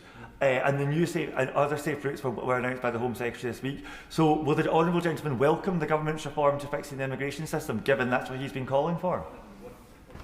Thank you, Madam Deputy Speaker, and I want to thank the honourable gentleman from Edinburgh North, who also had the Edinburgh East, sorry, I've got my compass points wrong, for his intervention. I'm pleased the Home Secretary and his government are finally listening to what myself and others have said for years, that safe and legal routes are really important. However, the one-in, one-out deal that has been announced with France isn't delivering what the government wanted to do. The humanitarian visas and the safe routes that we proposed would have done so. We haven't seen a flood of Ukrainians cross the Channel because we have a genuine safe route for them. We need to expand those initiatives to others. If I may make some progress, Madam Deputy Speaker, there are parts of this bill that the Liberal Democrats welcome, and I assume others welcome as well. But the glaring reality is it is far short of what is needed to keep our borders safe and people safe. The government says this bill gives authorities stronger tools. Some of this is true. For example, clauses 19 to 26 in the committee stage from the government amendments. They give the border force and police further powers to seize electronic devices. I think that's broadly sensible. A report stage government amendment on tightening offences linked to the supply of equipment used by organised crime is also a reasonable step. The Liberal Democrats and I also welcome changes that our peers pressed for in the other place, including the exemption for hygiene products, which came from a recommendation from the Joint Committee on Human Rights, which I know the Minister mentioned. I am grateful for the government for listening in this instance to my colleagues' suggestions on that. The government was defeated in the other place on an amendment that required data collection on overseas students who had visas revoked due to criminal offences. The Conservative amendment doesn't help tackle organised crime or improve border security. I do not believe it strengthens this bill. As such, Liberal Democrat MPs will not be supporting it later today. The government pushed amendments on data sharing, the EU settlement scheme and conditions on leave or bail, many of which tidy up or respond to human rights concerns from the Liberal Democrats. These are fine as far as they go, but they do not change the overall picture.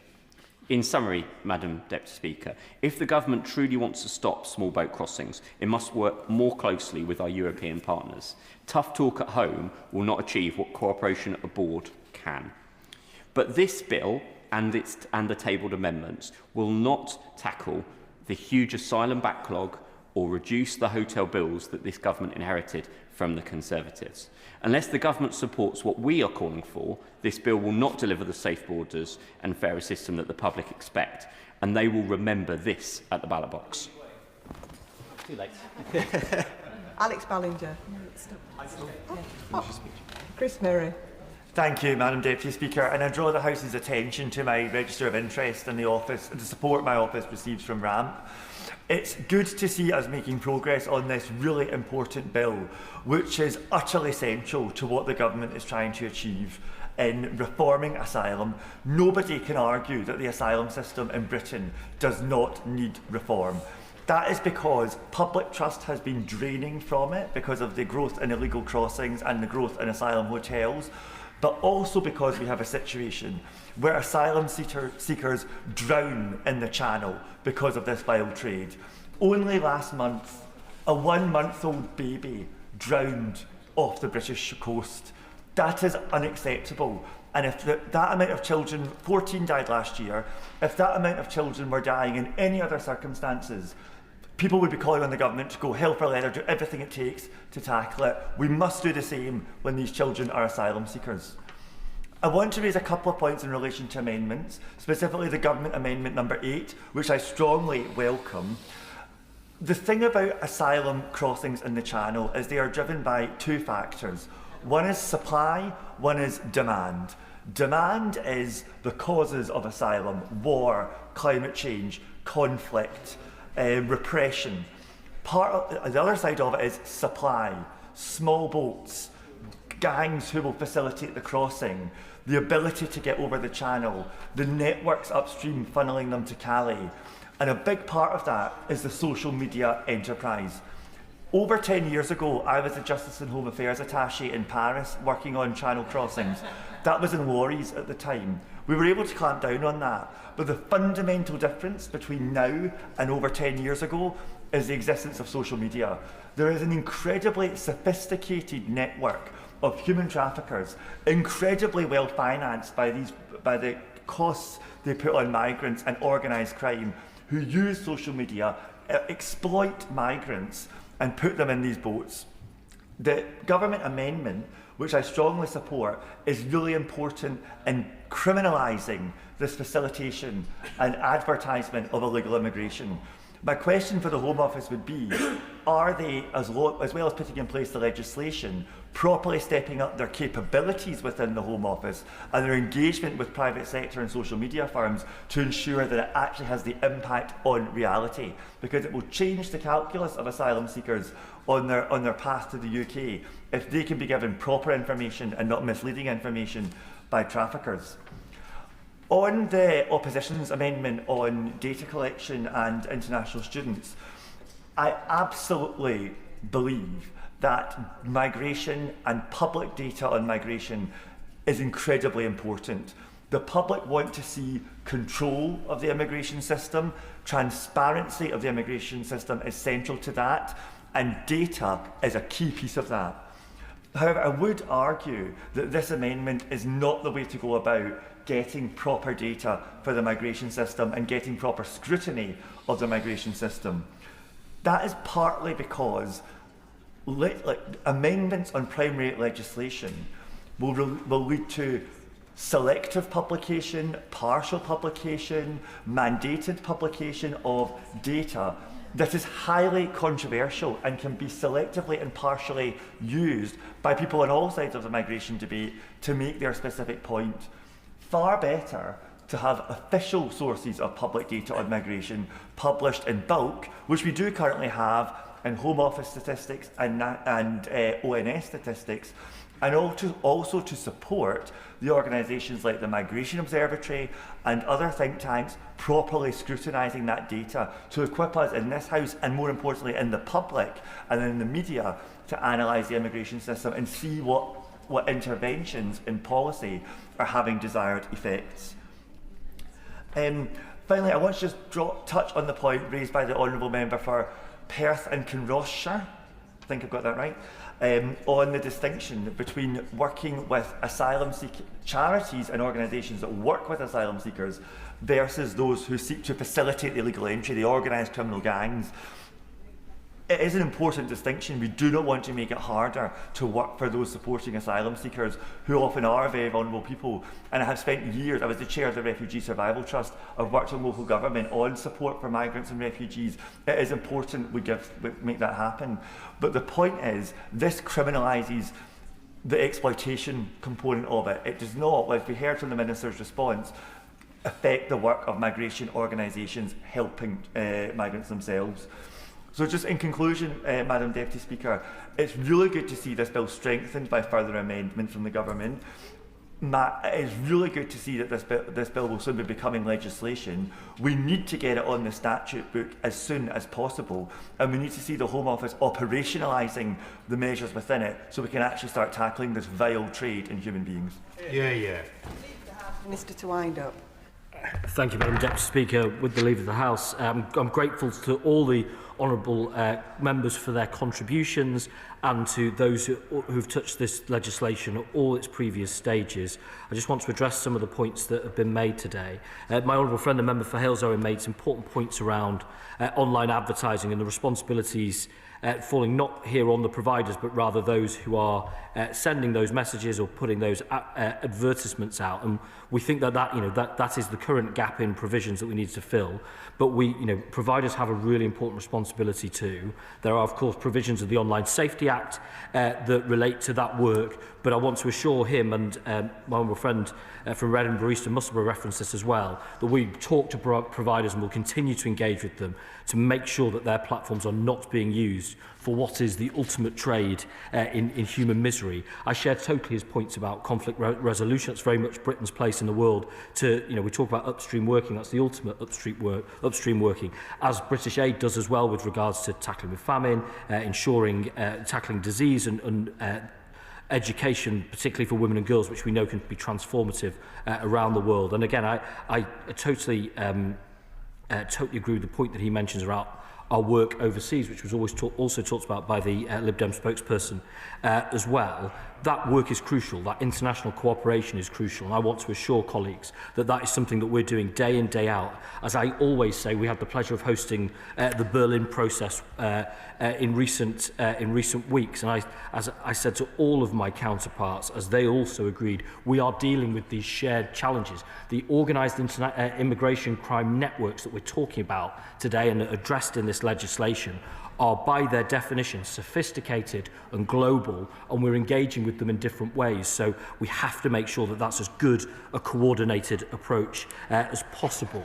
My honourable friend, the member for Edinburgh East and Musselburgh, I'd want to pay tribute to him as, with his long professional work in this space, but his work on the Select Committee as well, and I'm grateful for his enhancement of this and other processes. And he's right, at the root of this, and we can't miss this, at the root of this is death and misery, which is exploited by criminals, and we must tackle that, but that they are sophisticated in their networks, and that as their capabilities increase, so must ours, and that's the purpose in this legislation, both in being able to tackle where they advertise their services, but also in the tools we give our Border Security Command and beyond in order to tackle it.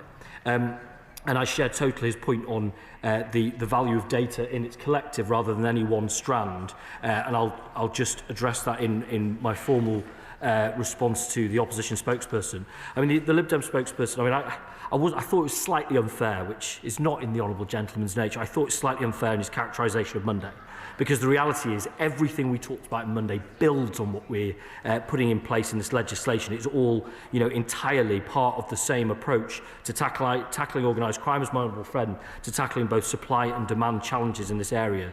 And he'll see that. And I know he does. I absolutely know that he thinks that the work on safe routes that we announced is really important. And I know he and his colleagues are going to want to take part in that process. And of course, they will have their opportunity to do that. Which turns me to the opposition spokesperson, and he has a terribly difficult job. Because the word I wrote down, desperate, I think I'm going to not use in this context. Difficult is what I'll say to the honourable gentleman. Because he wants this place, and he wants people watching us in this place to believe that there is in some way anger on these benches at the circumstances we find today with regards to hotels, with regards to small boat crossings, as if these aren't phenomena that can be dated within much less than a decade and started on their watch. And as my right honourable friend, the Home Secretary, said, and I will in a second, as my right honourable friend said on Monday, and as I'll say again, any contribution that doesn't start with an apology will not wash with the British public. I give way. Is he aware that before the election, in the 9 months up to the election, the number of people in hotels have been reduced by 47%? It's now gone up. The number of people arriving in this country has gone up by 55%, while the number arriving in small boats and being removed has gone down. It's just not on. It's a car crash. Well, again, I know the honourable gentleman has to try hard, desperately, to defend the previous government's record and this failure. He knows as well as I do that the original sin in this is the 6-year head start that he and his colleagues gave to organised crime. And he now, of course, will chirp from the touchlines as we break that cycle. But we're getting on with the job, and they, of course, will talk about. But the thing I think I was saddest about, well, no, let's talk about the removal of the deterrent, because it's not quite in the subject of the amendments, and indeed not from the other place. But he talks, as his colleagues did the other day, about Rwanda. And I would just gently say, from the day that Rwanda was signed to the day it was scrapped, 84,000 people crossed the channel. So the idea that it in some way was a deterrent, I'm afraid, is for the birds. And until and unless, I will in a second, until and unless colleagues on the opposition front bench enter the real world, they are going to struggle for capability. But I give way. Those people who've arrived illegally in this country were going to Rwanda. Where are they now? The honourable gentleman will know. The honourable gentleman will know that in the 16 months in office for this government, we've removed 50,000 people who have no right to be. He really is. He can ask the questions, but he can't give the answers as well. I'm afraid I won't give way again. I'm going to finish my point. Our record in office is a 23% increase on what they managed to do with regards to removing people with no right to be here. Now, but Madam Deputy Speaker, we heard on Monday something very interesting from the Leader of the Opposition, and she committed the cooperation of the opposition front bench in what she said was such an important and shared endeavour. And we have an opportunity to test that today. Because the honourable gentleman heard what I said in opening.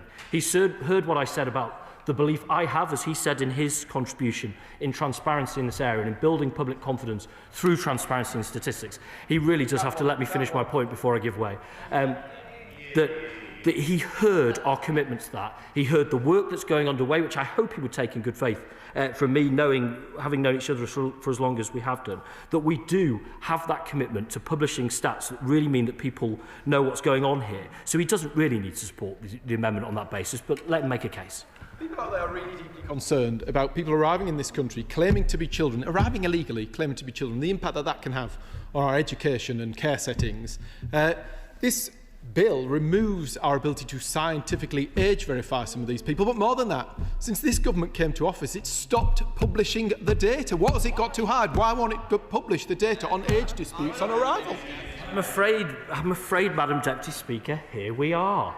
Panto season starting early, because the honourable gentleman heard me say, I'm not sure whether the honourable member for Broadland heard me say it, but the honourable gentleman certainly did, is we want to bring forward a whole set of data on this that helps people the picture of what's going on. I have made that commitment from this dispatch box, and that is what we'll do. It is sad, and I won't give way. The honourable gentleman has more than had the opportunity to make his case. So I am sad to say, we have said that that's what we'll do, and that is what we'll do. And, on that basis, there really is no need for this amendment. But as I say, we will test the cooperation. Will it last even 48 hours? I suspect from the honourable gentleman's demeanour, perhaps not. But in conclusion, Madam Deputy Speaker, it's so important that this legislation reaches the statute book quickly. The need for these powers is urgent. We are down to one point of disagreement with the other place.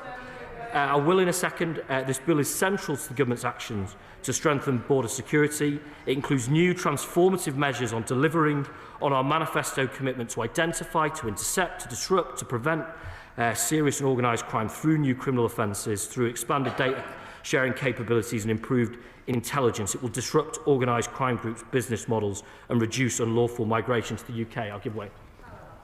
The honourable member, the Minister, for giving way. Does the Minister accept, despite his opening remarks and his words about Northern Ireland, that the reality and the understanding of people in Northern Ireland is very different, given that we are subject to EU law in this space?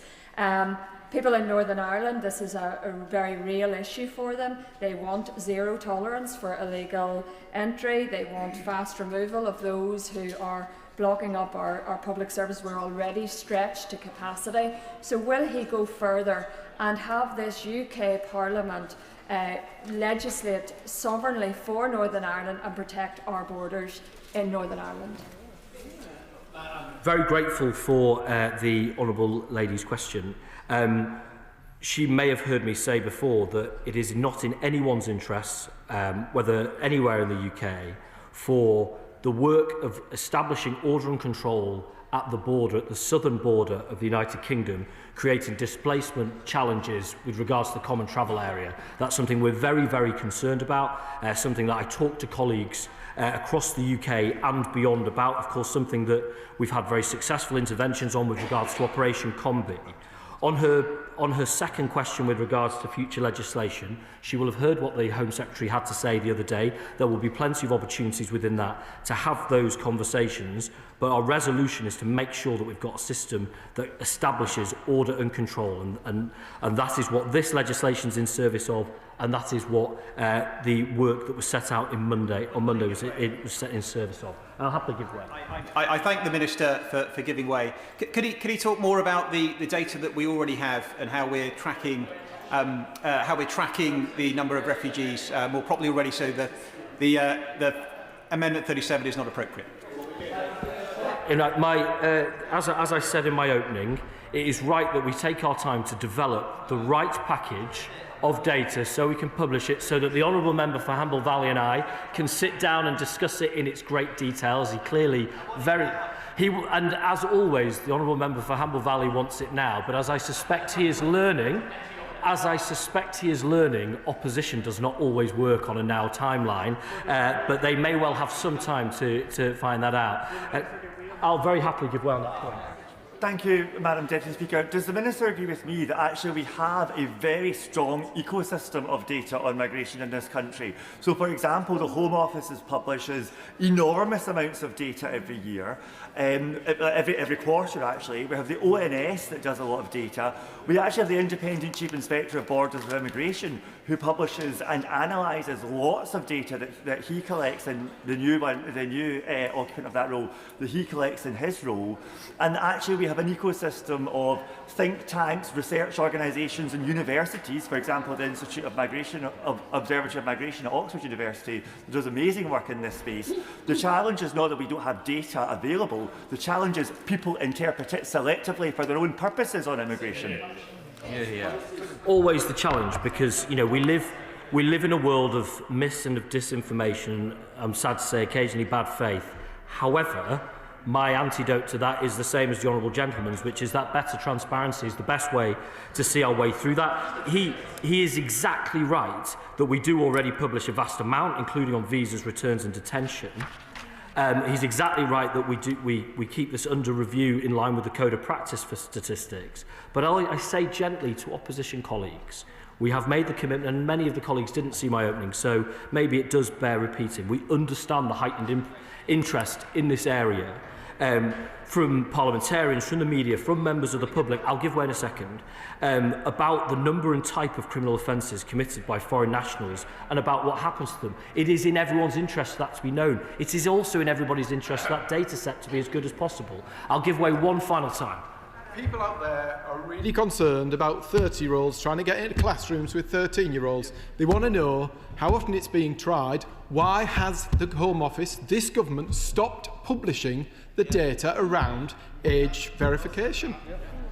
Getting to the point where I might not be able to help the opposition spokesperson, because I answer the question. We share the interest. It is in nobody's interest, as I say, for important information to not be available. We are preparing it as a whole data set. We're preparing it as a whole data set. I said it in opening. I said it in response to him at least once. I've said it again. I hear the question of when, and as soon as we can accurately do so, that is what we'll do so. So there is a danger, Madam Deputy Speaker, there is a danger that we are down to perhaps the narcissism of small differences on this bill. I don't really think that this is the honourable gentleman's principal objection, but I know that he has committed from the opposition front bench, as the Leader of the Opposition did, their cooperation in making sure we tackle the pernicious crime of organised immigration crime and to make sure we have order and control at our business, at our borders. So on that basis, I beg to move and I look forward to their cooperation. The question is that this House disagrees with the Lords in their Amendment 37. As many as are of that opinion say aye. Aye. Of the contrary, no. No.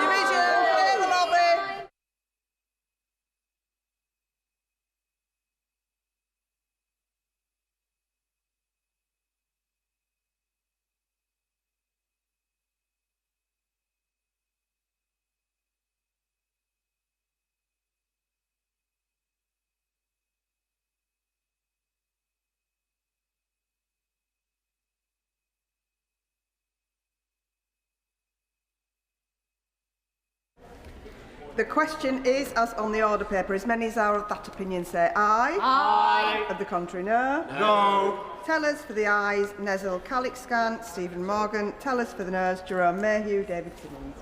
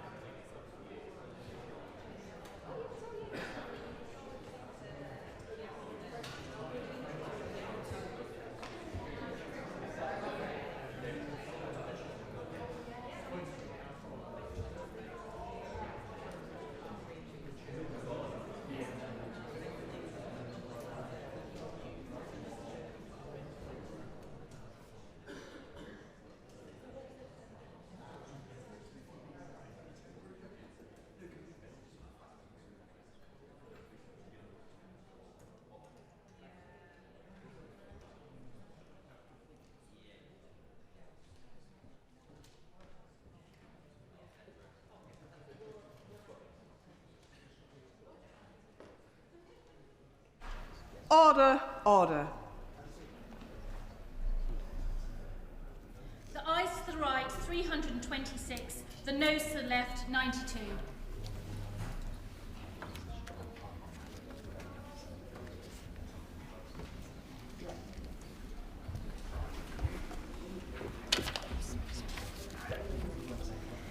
The ayes to the right were 326. The noes to the left were 92. So the ayes have it. The ayes have it. Unlock.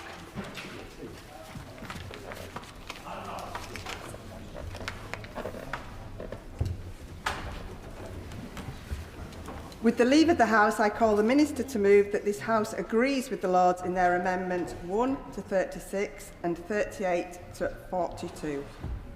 I beg to move.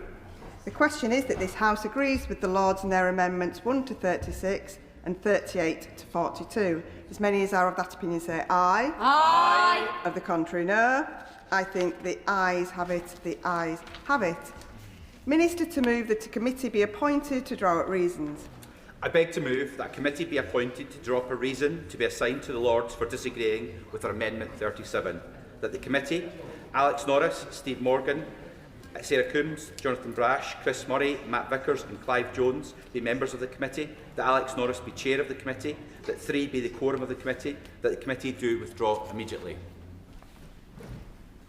The question is that a committee be appointed to draw up reasons to be assigned to the Lords for disagreeing to their Amendment 37, that Alex Norris, Stephen Morgan, Sarah Coombs, Jonathan Brash, Chris Murray, Matt Vickers and Clive Jones be members of the committee, that Alex Norris be chair of the committee, that 3 be the quorum of the committee, that the committee do withdraw immediately. As many as are of that opinion say aye. Aye. Of the contrary, no. I think the ayes have it. The ayes have it. That concludes consideration of Lord's amendments to the Border Security, Asylum and Immigration Bill.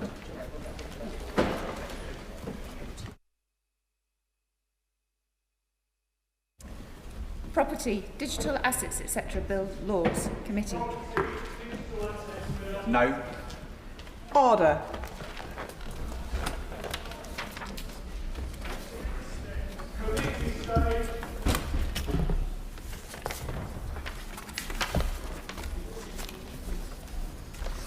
Order. Property, Digital Assets, etc. Bill, Lords. Debate will take place on the question that Clause 1 stand part, together with the question that Clause 2 stand part. I remind members that in committee, members should not address the Chair as Deputy Speaker. Please use our names when addressing the Chair. Madam Chair, Chair or Madam Chairman are also acceptable. The question is that Clause 1 stand part of the bill. Minister. It is a pleasure to serve with you or under you, Madam Chair. I'm pleased to open this discussion on the clauses of a focused but important bill designed to drive innovation, enhance legal certainty and strengthen our standing in the global digital economy. Let me first turn to Clause 1, an unassuming clause on the page, but one with important implications for the future of our legal system and our economy. Clause 1 is the engine room of this bill. It provides a clear and powerful statement that a thing, including something digital or electronic, can be recognised as personal property, even if it doesn't fall within either of the categories that our legal system has traditionally recognised. For centuries, the law has drawn a simple line. Personal property was either a thing in possession, that being a physical object like a car or a watch, or a thing in action, something that exists because the law says it does and is enforced through legal action like a debt or contractual right. But the world has changed. Technology has leapt forward and our law must keep pace. Today we have assets like crypto tokens. They're not a physical object, yet their existence is not reliant on the law. They do not fit comfortably into either of the traditional categories. Our courts have begun to acknowledge that such assets can and should be the subject of property rights. But without clear, binding legal foundation, uncertainty remains. Uncertainty that could stifle innovation, deter investment, and push the digital economy elsewhere. This government will not allow that to happen. Driving sustainable growth is a top priority of this government, And that means giving businesses and investors the certainty they need to thrive. With this single clause, we are removing doubt and sending a clear message that we are open for business in the digital age. By removing this ambiguity, Clause 1 ensures that those who hold or transact in digital assets are better supported to defend their property rights, transfer them and recover them when it matters most. This bill reinforces our position as a global jurisdiction of choice for legal innovation, emerging technology and the digital economy. We are leading from the front. Now, to be clear, Madam Chair, Clause 1 doesn't attempt to draw rigid lines around what qualifies as property, and that's a deliberate choice. It rightly empowers our courts to continue developing the common law case by case, applying centuries of legal wisdom to the frontiers of a digital economy. The reference to digital or electronic things in the bill simply reflects where the issues most commonly arise today, without boxing in the law where it might go tomorrow. This clause paves the way for fairer outcomes in cases of theft, fraud, commercial disputes or insolvency involving digital assets. It will reduce litigation costs, promote market stability and underpin our reputation as a jurisdiction of choice in a digital world. Madam Chair, this is a small clause with big consequences. It's a bold, forward-looking step that reaffirms our commitment to legal certainty, technological progress and global leadership. Turning to Clause 2 of the bill. Clause 2 of the bill sets out the title, territorial extent and commencement date. Once granted royal assent, this legislation will become the Property, Digital Assets, etc. Act 2025. That title, Digital Assets, etc., is no accident. It's been carefully chosen to capture the technologies of today, like crypto tokens, while keeping open the door to future innovations. This is a law built not just for now, but for what may come next. The Act will extend to England and Wales and Northern Ireland. This will minimise legal discrepancies across jurisdictions and help ensure that the benefits, such as legal clarity, investor confidence and streamlined dispute resolution, are more widely felt across these jurisdictions. I would like to draw the House's attention to the fact that the bill does not extend to Scotland, owing to differences in property law. However, the Scottish Government introduced their own Digital Assets Bill on the 30th of September, which confirms that certain kinds of digital asset can be objects of property under Scots private law. And importantly, the Act comes into force the moment it receives royal assent. No delays, no retrospective effect, because this bill doesn't create new burdens. It confirms and clarifies the law as it has been developing under common law. As a result, there will be immediate certainty, minimal disruption, and a strong foundation for our digital economy. I beg to move. Shadow Minister Dr. Kieran Mullen. Thank you, Madam Chairman. It's a pleasure to serve under your chairmanship, and I'm pleased again to speak on behalf of the opposition as we carry forward the constructive debate we had at second reading. From the outset, I want to restate our support for the bill. It represents a careful and modest step in the right direction. It preserves the inherent flexibility of the common law whilst giving just enough statutory certainty to ensure that businesses, innovators and courts know the ground beneath their feet. That balance is vital. If we overprescribed in statute, we would risk freezing progress. If we left matters entirely to the interpretation of the courts, we would risk fragmentation and delay, and this bill avoids both extremes. Importantly, this is not legislation born overnight. It's the product of the rigorous work of the Law Commission, work commissioned by the last Conservative government, who recognised early the need for clarity in this space if the UK was to stay competitive internationally. The Commission's conclusion was clear. Certain digital assets simply do not fit neatly into the centuries-old categories of things in possession or things in action. Without intervention, the risk grew that uncertainty would hold back investment, undermine commercial transactions and frustrate both innovators and consumers. This bill answers that challenge in the right way. It does not attempt to define every kind of digital asset that might emerge. Nobody in this chamber, or indeed beyond it, can predict the full scope of the technologies that will shape our financial and commercial future in the decades ahead. Instead, the bill does something both restrained and profound. It confirms that digital things are not excluded from attracting property rights merely because they fall outside the old categories. Beyond that, it gives our common law the space it needs to continue doing what it has done for centuries, developed sensibly, case by case, guided by principle rather than prescription.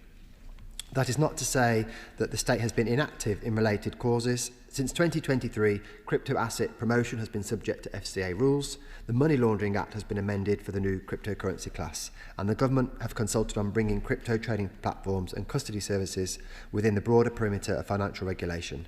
The Bank of England and the FCA are exploring robust frameworks for stablecoins and custody. However, none of this works unless the foundational question, what is the legal status of these assets, is clearly answered. That is exactly what this bill provides. Let me end by reiterating what I said at second reading. The UK must remain at the forefront of global legal innovation. When technological change accelerates, the temptation can be either to rush into rigid regulation or do nothing at all. This bill avoids both pitfalls. It is proportionate, it is principled, and it is rooted in the understanding, championed strongly by the previous Conservative government, that legal certainty is a foundation for growth, investment and innovation in this area. For all these reasons, the opposition will continue to support this bill, and we look forward to working constructively to ensure it delivers the clarity our courts, consumers and businesses need. Thank you. Liberal Democrat spokesperson Will Forster. Thank you, Madam Chair. It's a pleasure to speak once again in this chamber on the Property Digital Assets Bill. The bill very much brings with it a modern legal framework that will allow Britain to take every opportunity we can whilst protecting ourselves in an ever-increasing and digital changing age.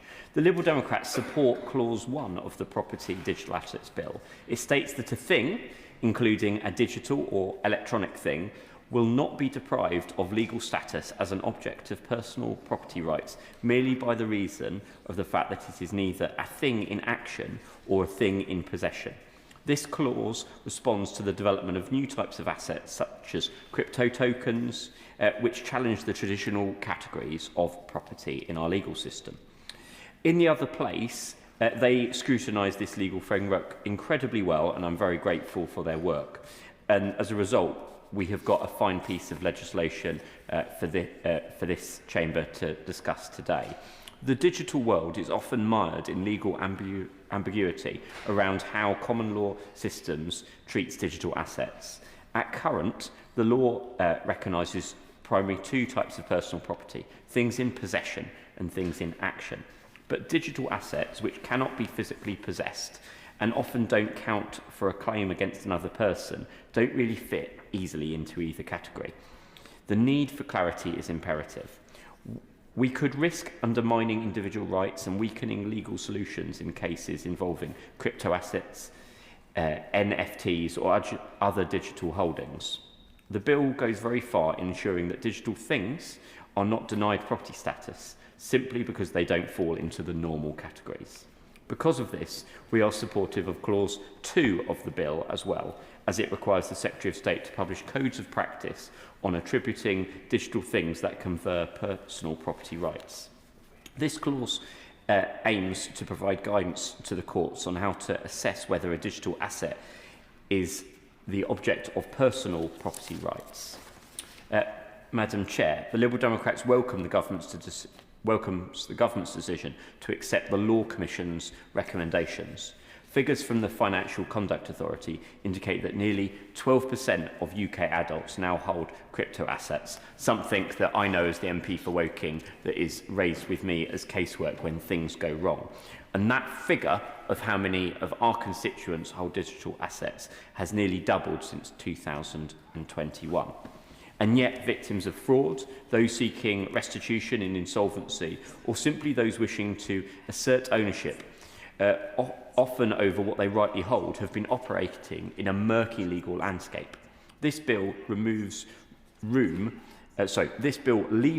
for common law to develop in that sphere of property. This will help the law reflect the evolving nature of technology, but it must be monitored over time to ensure that regulation ultimately aligns with the need to protect individual rights and support our economy. We know digital assets can also present risks, particularly fraud, volatility and abuse. But we can't ignore them, we have to face them head on. Madam Deputy Chair, we need a modern legal framework that bolsters confidence in our economy and uses the digital assets that we do have to support the rule of law. I think this bill is clear. It's well written and makes doubly sure that the UK law remains relevant in the digital world. It's supported by the Law Society, legal practitioners and the Liberal Democrats. I urge colleagues from all sides of the House to support its passage. Thank you. Minister to wind up. With the leave of the House, I'd like to just give my sincere thanks to the honourable members for Bexhill and Battle and for Woking on both sides of the House. It has been a pleasure to discuss the clauses of the bill in more detail and good to see a constructive consensus about a piece of legislation where I think we all agree this brings legal certainty, it keeps pace with legal innovation, it's proportionate, but it also meets the moment with that growing that growth in cryptocurrency and other related industries. So in conclusion, I can be very short. That's my responses to the points that have been raised. And I do want to thank all those who have contributed to this important debate. The question is that Clause 1 stand part of the bill. As many as are of that opinion say aye. Aye. Of the contrary, no. I think the ayes have it. The ayes have it. The question is that Clause 2 stand part of the bill. As many as are of that opinion say aye. Aye. Of the contrary, no. I think the ayes have it. The ayes have it.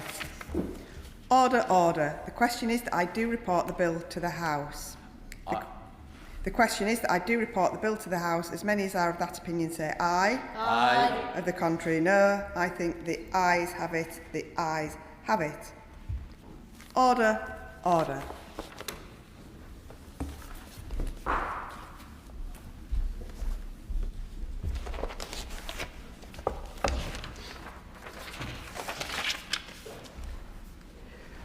Order. Whip to report. I beg to report that the committee has gone through the bill and has directed me to report the same without amendment. Under the order of July the 16th, we shall now move to third reading of the bill. No. Minister to move third reading. I beg to move that the bill be now read a third time. Madam Deputy Speaker, let me start by reiterating my sincere thanks to the members of this House and the other place for their support and insightful contributions. I am particularly grateful for the support expressed at second reading by the Honourable Member for Bexhill and Battle and the Honourable Member for Woking and all those members who've contributed throughout the passage of this bill. Their engagement demonstrates strong cross-party momentum behind modernising our personal property law. I also pay tribute to the former Special Public Bill Committee, which gathered expert evidence and was so ably led by Lord Anderson of Ipswich. The Law Commission deserves particular recognition. Its exemplary work, led by Laura Burgoyne and Christopher Long, on which this bill stands.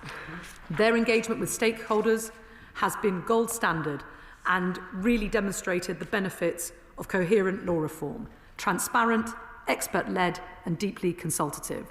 I would also like to thank the former Law Commissioner, Professor Sarah Green, for her contribution to this work and for giving evidence at committee stage. Lastly, I'd like to put on record my thanks to the officials who've worked tirelessly on this bill. I thank my policy officials, Alicia Love and Jonathan Fear, the bill managers, Harriet McNeill-Adams and Lily Sullivan, and Helen Hall from the Office of Parliamentary Counsel, and also thank you to my private office, in particular my private secretary Amelia Overton and Meheret Ashanafi. Madam Deputy Speaker, this is more than a bill. It's a landmark step towards ensuring that the law of England and Wales and Northern Ireland not only keeps pace with innovation, but leads it. This law will give digital pioneers the certainty they need, backed by the legal strength they expect from our country. And it shows that our economy is open, our ambition is global, and we are here to support innovation. By supporting the recognition of digital assets as property, the bill helps establish legal certainty. It gives industry the confidence to innovate here, knowing that our legal system can support new models of ownership, transfer and settlement. This is how we translate from legal reform into economic leadership. It's how we show that we are at the forefront of the technical revolution and how that can be seen in the real world with the London Stock Exchange's announcement of a new digital asset platform. This is the first major global stock exchange to implement a blockchain-based system. This is a government backing growth, backing technology and backing Britain's future. And as such, I commend this bill to the House. The question is that the bill be now read the third time. Shadow Minister Dr Kieran Mullen.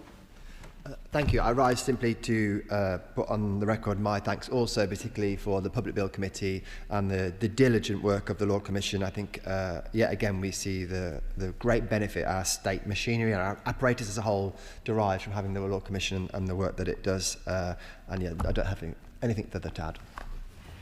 Liberal Democrat spokesperson Will Forster. Thank you, Madam Deputy Speaker. I want to thank colleagues from across the House. I think this is a good example of cross-party working where we deliver a bill that is well scrutinised and is fit for purpose. And in that spirit, I hope the Minister can take that away and encourage our other colleagues to do the same with other legislation. The question is that the bill be now read the third time. As many as are of that opinion say aye. Aye. Of the contrary, no. I think the ayes have it. The ayes have it. Motion number 5 on civil aviation. Minister to move. I beg to move. The question is, as on the order paper, as many as are of that opinion say aye. Aye. Of the contrary, no. I think the ayes have it. The ayes have it. Motion number 6 on electronic communications. Minister to move. I beg to move. The question is, as on the order paper, as many as are of that opinion say aye. Aye. Of the contrary, no. I think the ayes have it. The ayes have it. We now move on to the petition.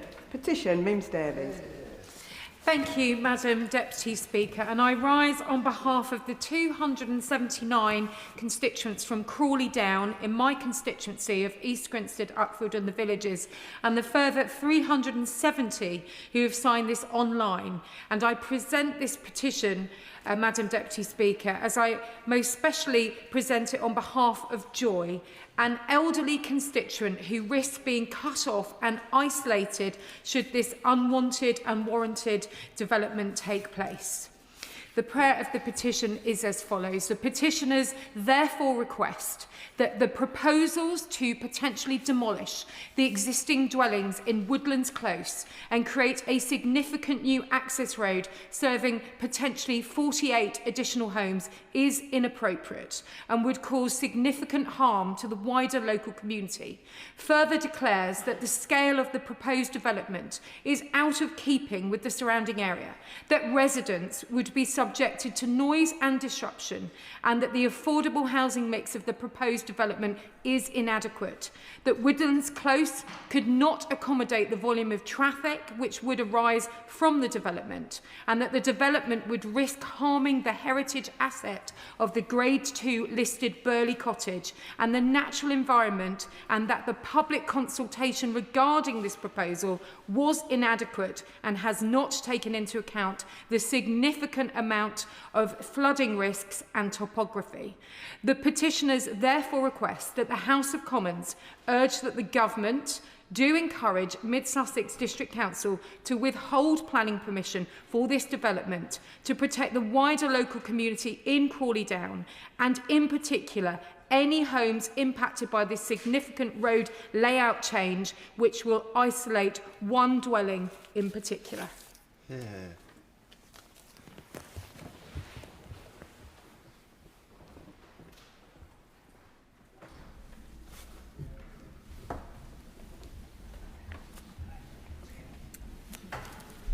Petition, proposed development and road layout changes in Crawley Down.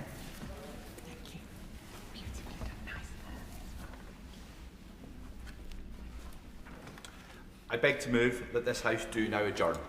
The question is that this House do now adjourn. Andrew Cooper.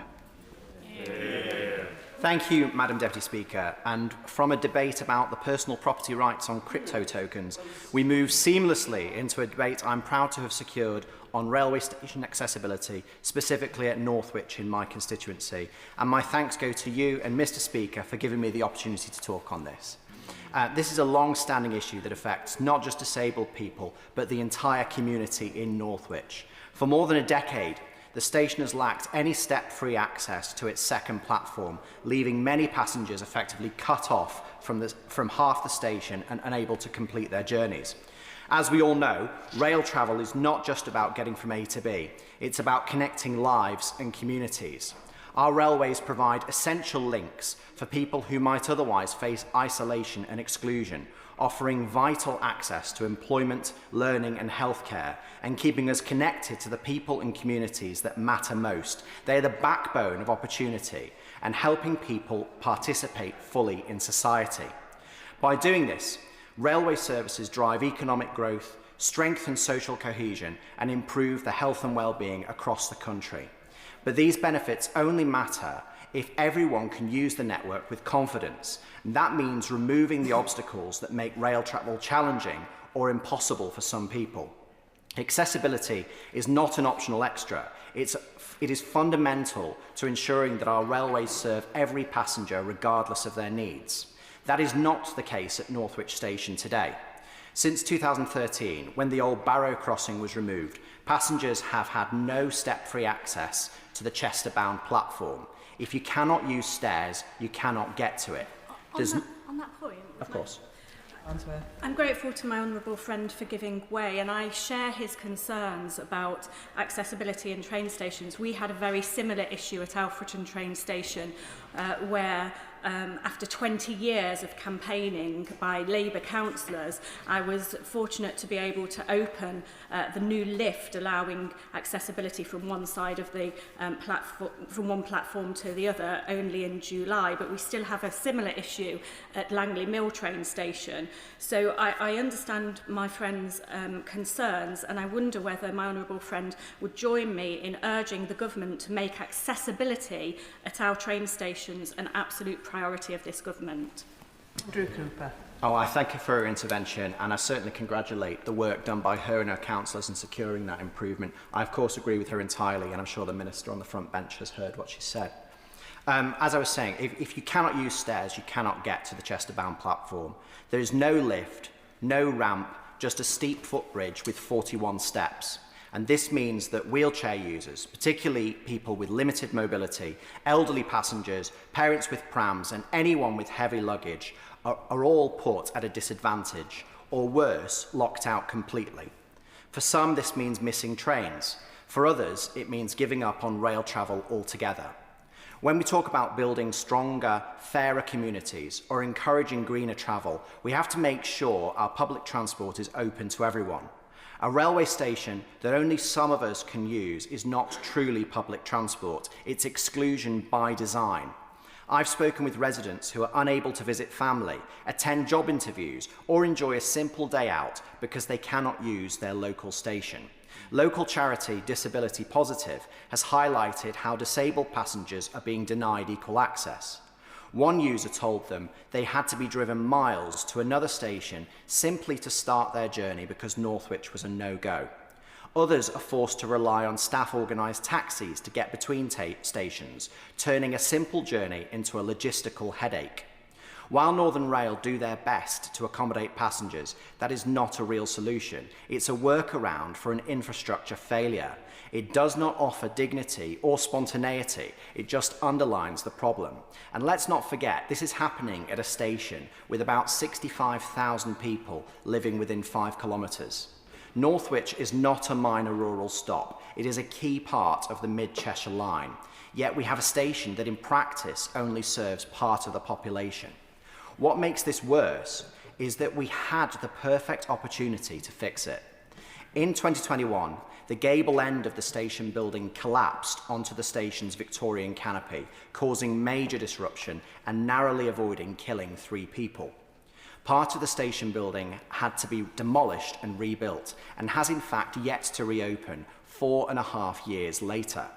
That should have been the moment to deliver step-free access. The construction teams, the plant and equipment were already going to be on site. Line possessions were going to be in place. Detailed plans had already been prepared as part of the station's soon-to-be submitted Access for All application. Cheshire West and Chester Council, Northern Rail, Network Rail and local campaigners, including the Mid-Cheshire Rail Users Association, were all united behind a proposal and were vocal in their support. The right thing to do, both in terms of the long-term saving to the Exchequer and what might be considered adequate compensation to the people of Northwich, was obvious. And instead, the previous Conservative government declined to act, simply authorised a like-for-like rebuild and directed campaigners towards Access for All. Would the Honourable Member define? Of course.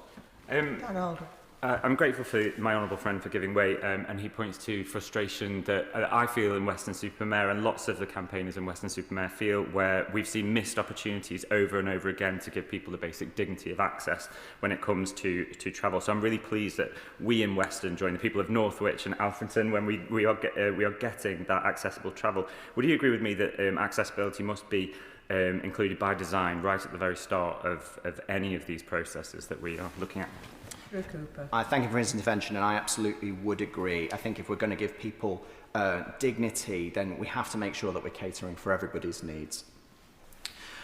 So the previous government declined to act, and so a funding application was submitted to the Department for Transport under the Access for All programme. And the previous Conservative government dithered for 3 years before then turning it down just before the general election. A once-in-a-generation chance to build access into the heart of the station was squandered. We put the walls back up and we left the barriers in place. This was not just a missed opportunity to install a lift. It was a missed chance to show that disabled people matter, that we are serious about inclusion, and that public transport is for everyone. It was a chance to spend public money more efficiently by combining projects and minimising disruption.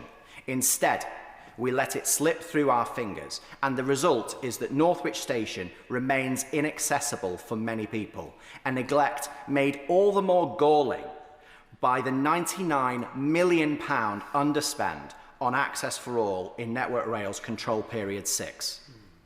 Northwich deserves to be part of that progress. It should not be left behind.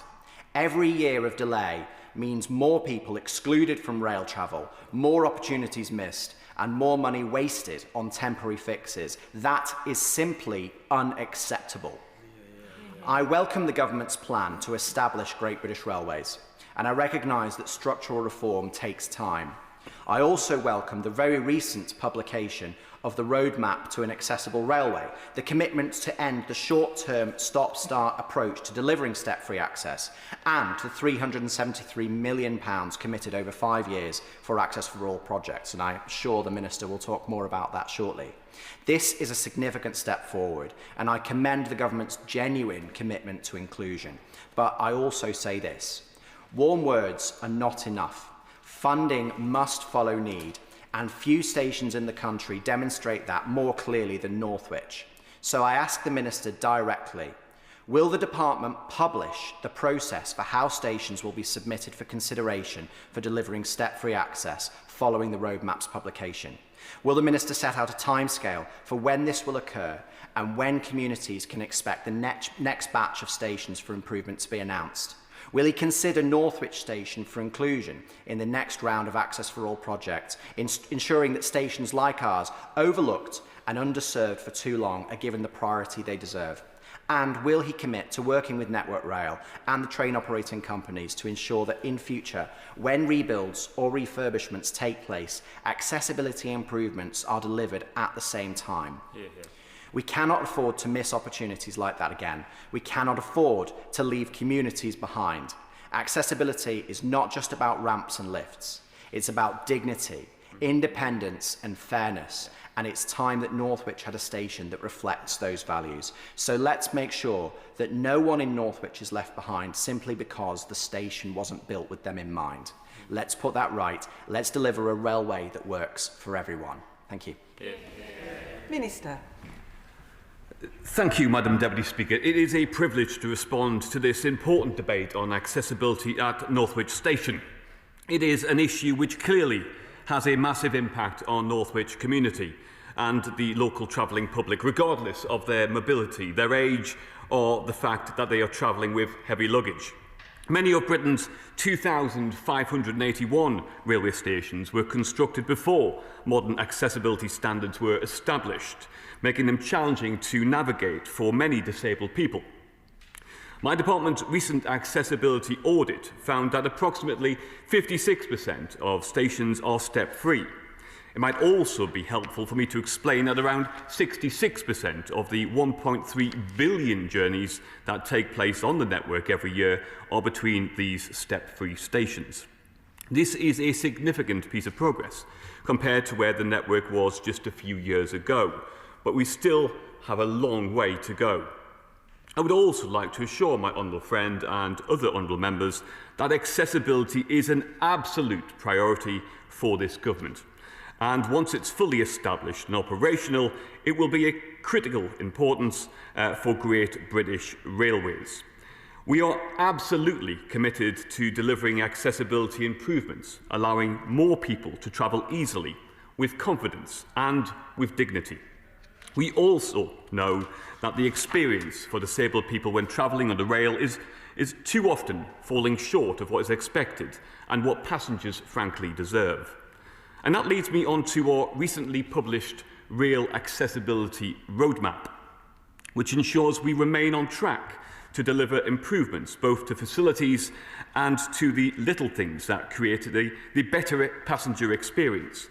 The roadmap includes a range of tangible actions that will improve the experience of disabled passengers on existing lines, including the assistance they receive, access to journey information, and improvements to how we maintain lifts, escalators, and facilities such as toilets. Meaningful improvements are being delivered across the railway to improve the accessibility of the network. Through the Access for All programme, we have already delivered step-free access to over 270 stations right across Britain. This has included new lifts and bridges, ramps, tactile paving, improved signage and wayfinding changes that make a real difference in the everyday lives of passengers. 32 station accessibility upgrades have been completed since the beginning of April 2024. With accessibility upgrades at a further 5 stations planned for completion by the end of March 2026. Smaller scale accessibility upgrades have also been completed at more than 1,500 locations. This has included everything from accessible ticketing machines to better lighting, handrails and help points. This is real progress, and we're making strides to transform journeys for passengers who previously struggled to use the railway or were unable to use it at all. And we're continuing to invest in station accessibility. As part of the 2025 spending review, the Chancellor confirmed £280 million for Access for All projects over a 4-year period. Now that we've addressed some of the steps that the Government is taking to ensure we provide adequate accessibility at stations, I'd like to turn to the specific topic of this debate, accessibility at Northwich Railway Station in my honourable friend's constituency of Mid-Cheshire. Today, I regret that Northwich Station does not offer full step-free access. And as my honourable friend set out in his speech, the Chester-bound platform remains accessible only via a bridge with stairs. For wheelchair users, people with mobility needs, parents with pushchairs, travellers with luggage, this is a real challenge and hugely regrettable in 2025. In 2022, the previous government sought nominations for stations across Britain to benefit from upgrades as part of the Access for All programme. A total of 310 nominations were received, including for Northwich Station. Indeed, this nomination received strong support from my honourable friend.